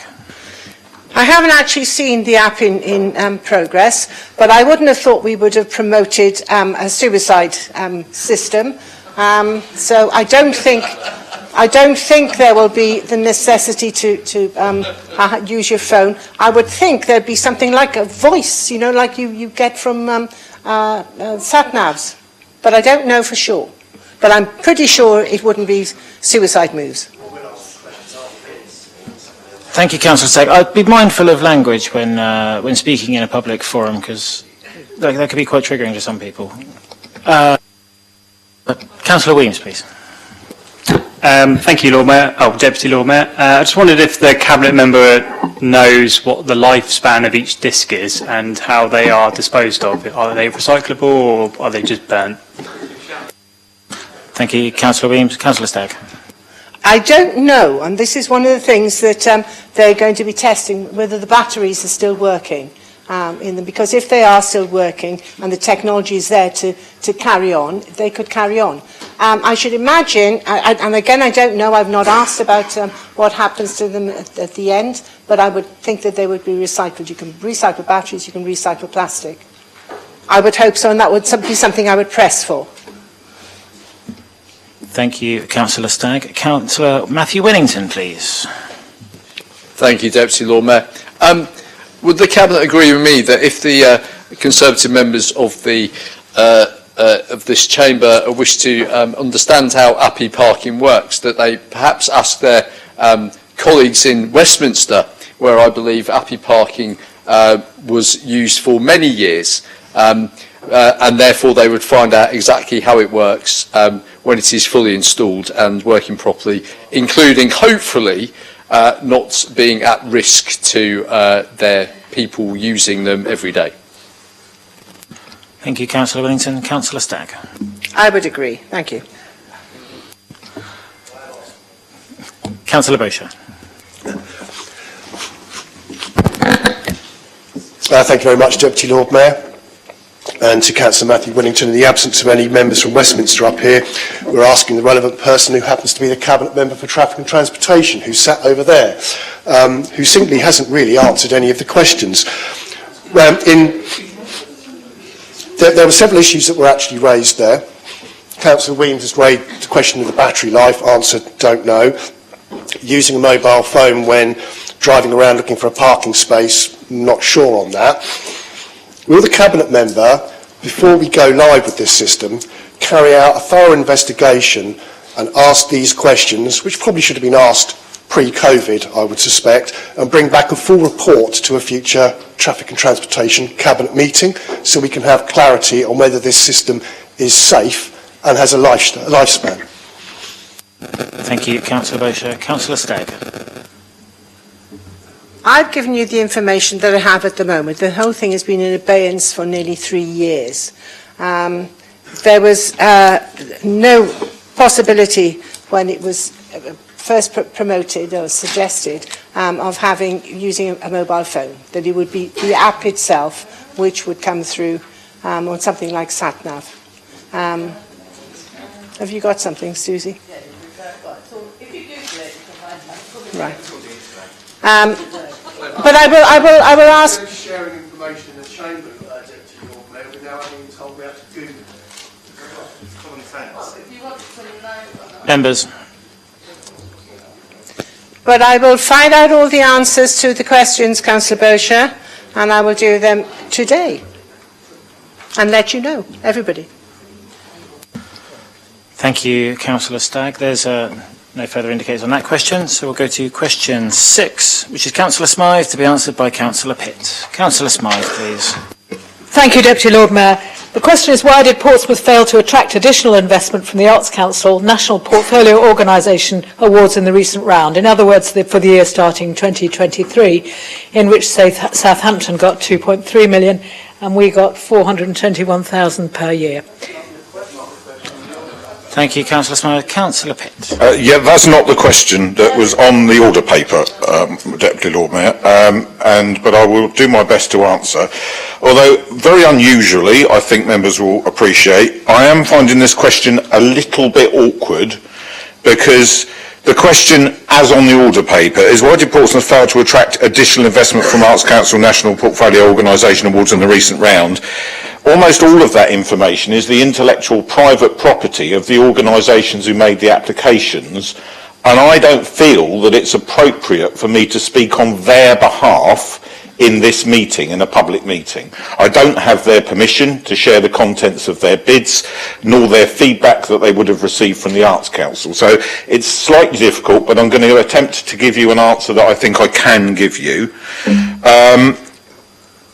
You'll have appreciated that the investment from the Arts Council, as announced in this funding round, did, at least as far as the Arts Council are concerned, actually increase by approximately 12% from 376,000 to 421,000 for their next 3-year period. I'll come back to why that's important in a minute. Members will, I'm sure, be aware of the fact that the National Portfolio Funding Round is an extremely competitive process. This year there were around 1,700 applications for 1,100 awards. It's, I think, the highest level of demand that they've ever had, and therefore it was inevitable that there were going to be a lot of disappointments. Some applicants inevitably make a stronger case for support than others, which is true of all places, not just Portsmouth. The funding landscape and the priorities as outlined by Arts Council England were very clear this time, and they included a specific emphasis on encouraging London-based organisations to take their work to different parts of the country. Deputy Lord Mayor, this is something that I have huge concerns about. I understand what it's trying to do, but this was the pet project of former Secretary of State Nadine Dorries, who I don't think I'm compromising the Nolan principles to say is not somebody that I have a terrible amount of respect for in terms of the way that she operated in that cabinet position, because clearly threatening organisations based in the capital that if you don't move, you're losing your funding, as we've seen with the English National Opera, with national petitions about that now, was a rather divisive way to try and level up the arts. And also, to have another organisation, and I've encountered a few that have approached me directly, just march into Portsmouth and say, I thought I could witter on as long as I wanted to, Deputy Lord Mayor, on this. Is that not right? Is it the 45 minutes? Do I get to sit down and shut up? Yes. If you finished your answer. I can finish if you'd like me to, Lord. I'm in your hands, Deputy Lord Mayor. It's your meeting. You'd like me to finish? Okay. Obviously, it's been a very contentious funding round. I'll try and keep it briefer. So the funding landscape and the priorities outlined by Arts Council England were very clear this time. There was this emphasis about moving out of London into other parts of the country. We have been seeing it. I do have concerns if it's only happening to keep funding. The increase in the MPO funding that I referred to earlier is part of an allocation due to an organisation called Crying Out Loud, who specialise in visual theatre, circus and installation work. And apparently they will be establishing a base in Portsmouth to develop a new programme of work for both the city and the wider Solent area. As the organisation are as yet unknown to us, we very much look forward to working with them as they try to establish themselves here. In this context, it is right to recognise the significant contribution the Council has made to a range of cultural organisations across the city, and recognise that despite pressures of funding, we have continued to maintain revenue grants to them ongoing. I'm paraphrasing now to save time for you. The most important thing, in discussing the situation with Arts Council South England South West Director Phil Gibby, he recently has said, and I quote, Arts Council England is very committed to working with Portsmouth City Council going forward. I expressed great upset at the fact that we had not been more successful in the MPO round, but I can announce to full council this afternoon that I have a written confirmation from Mr Gibby that the £250,000 that was held over from Arts Council England's MPO award to the New Theatre Royal, that when they didn't meet their criteria and they had their difficulties which are played out in the public domain, were a remnant from that MPO grant, that money is ring-fenced for Portsmouth. So there's absolute confirmation from Mr Gibby. I'm not going to stop there. There's other funds that I believe through the Arts Council we can access. Phil spent the entire day in the city around the We Shine Festival, was very impressed by what he saw, and we're going to continue to very much make the case for what a special place Portsmouth is and how amazing its artistic and creative community is. Thank you. Ask for a written reply to the two supplementaries I had. Not now, not now. Members.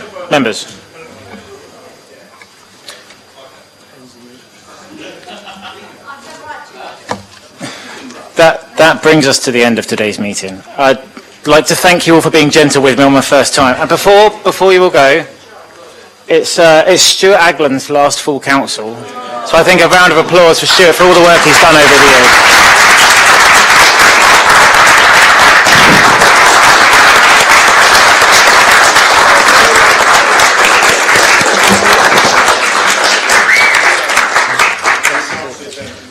Do you want to make a speech?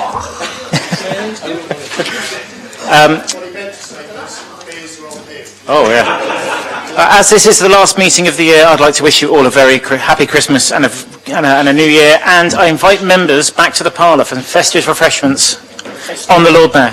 Thank you, members.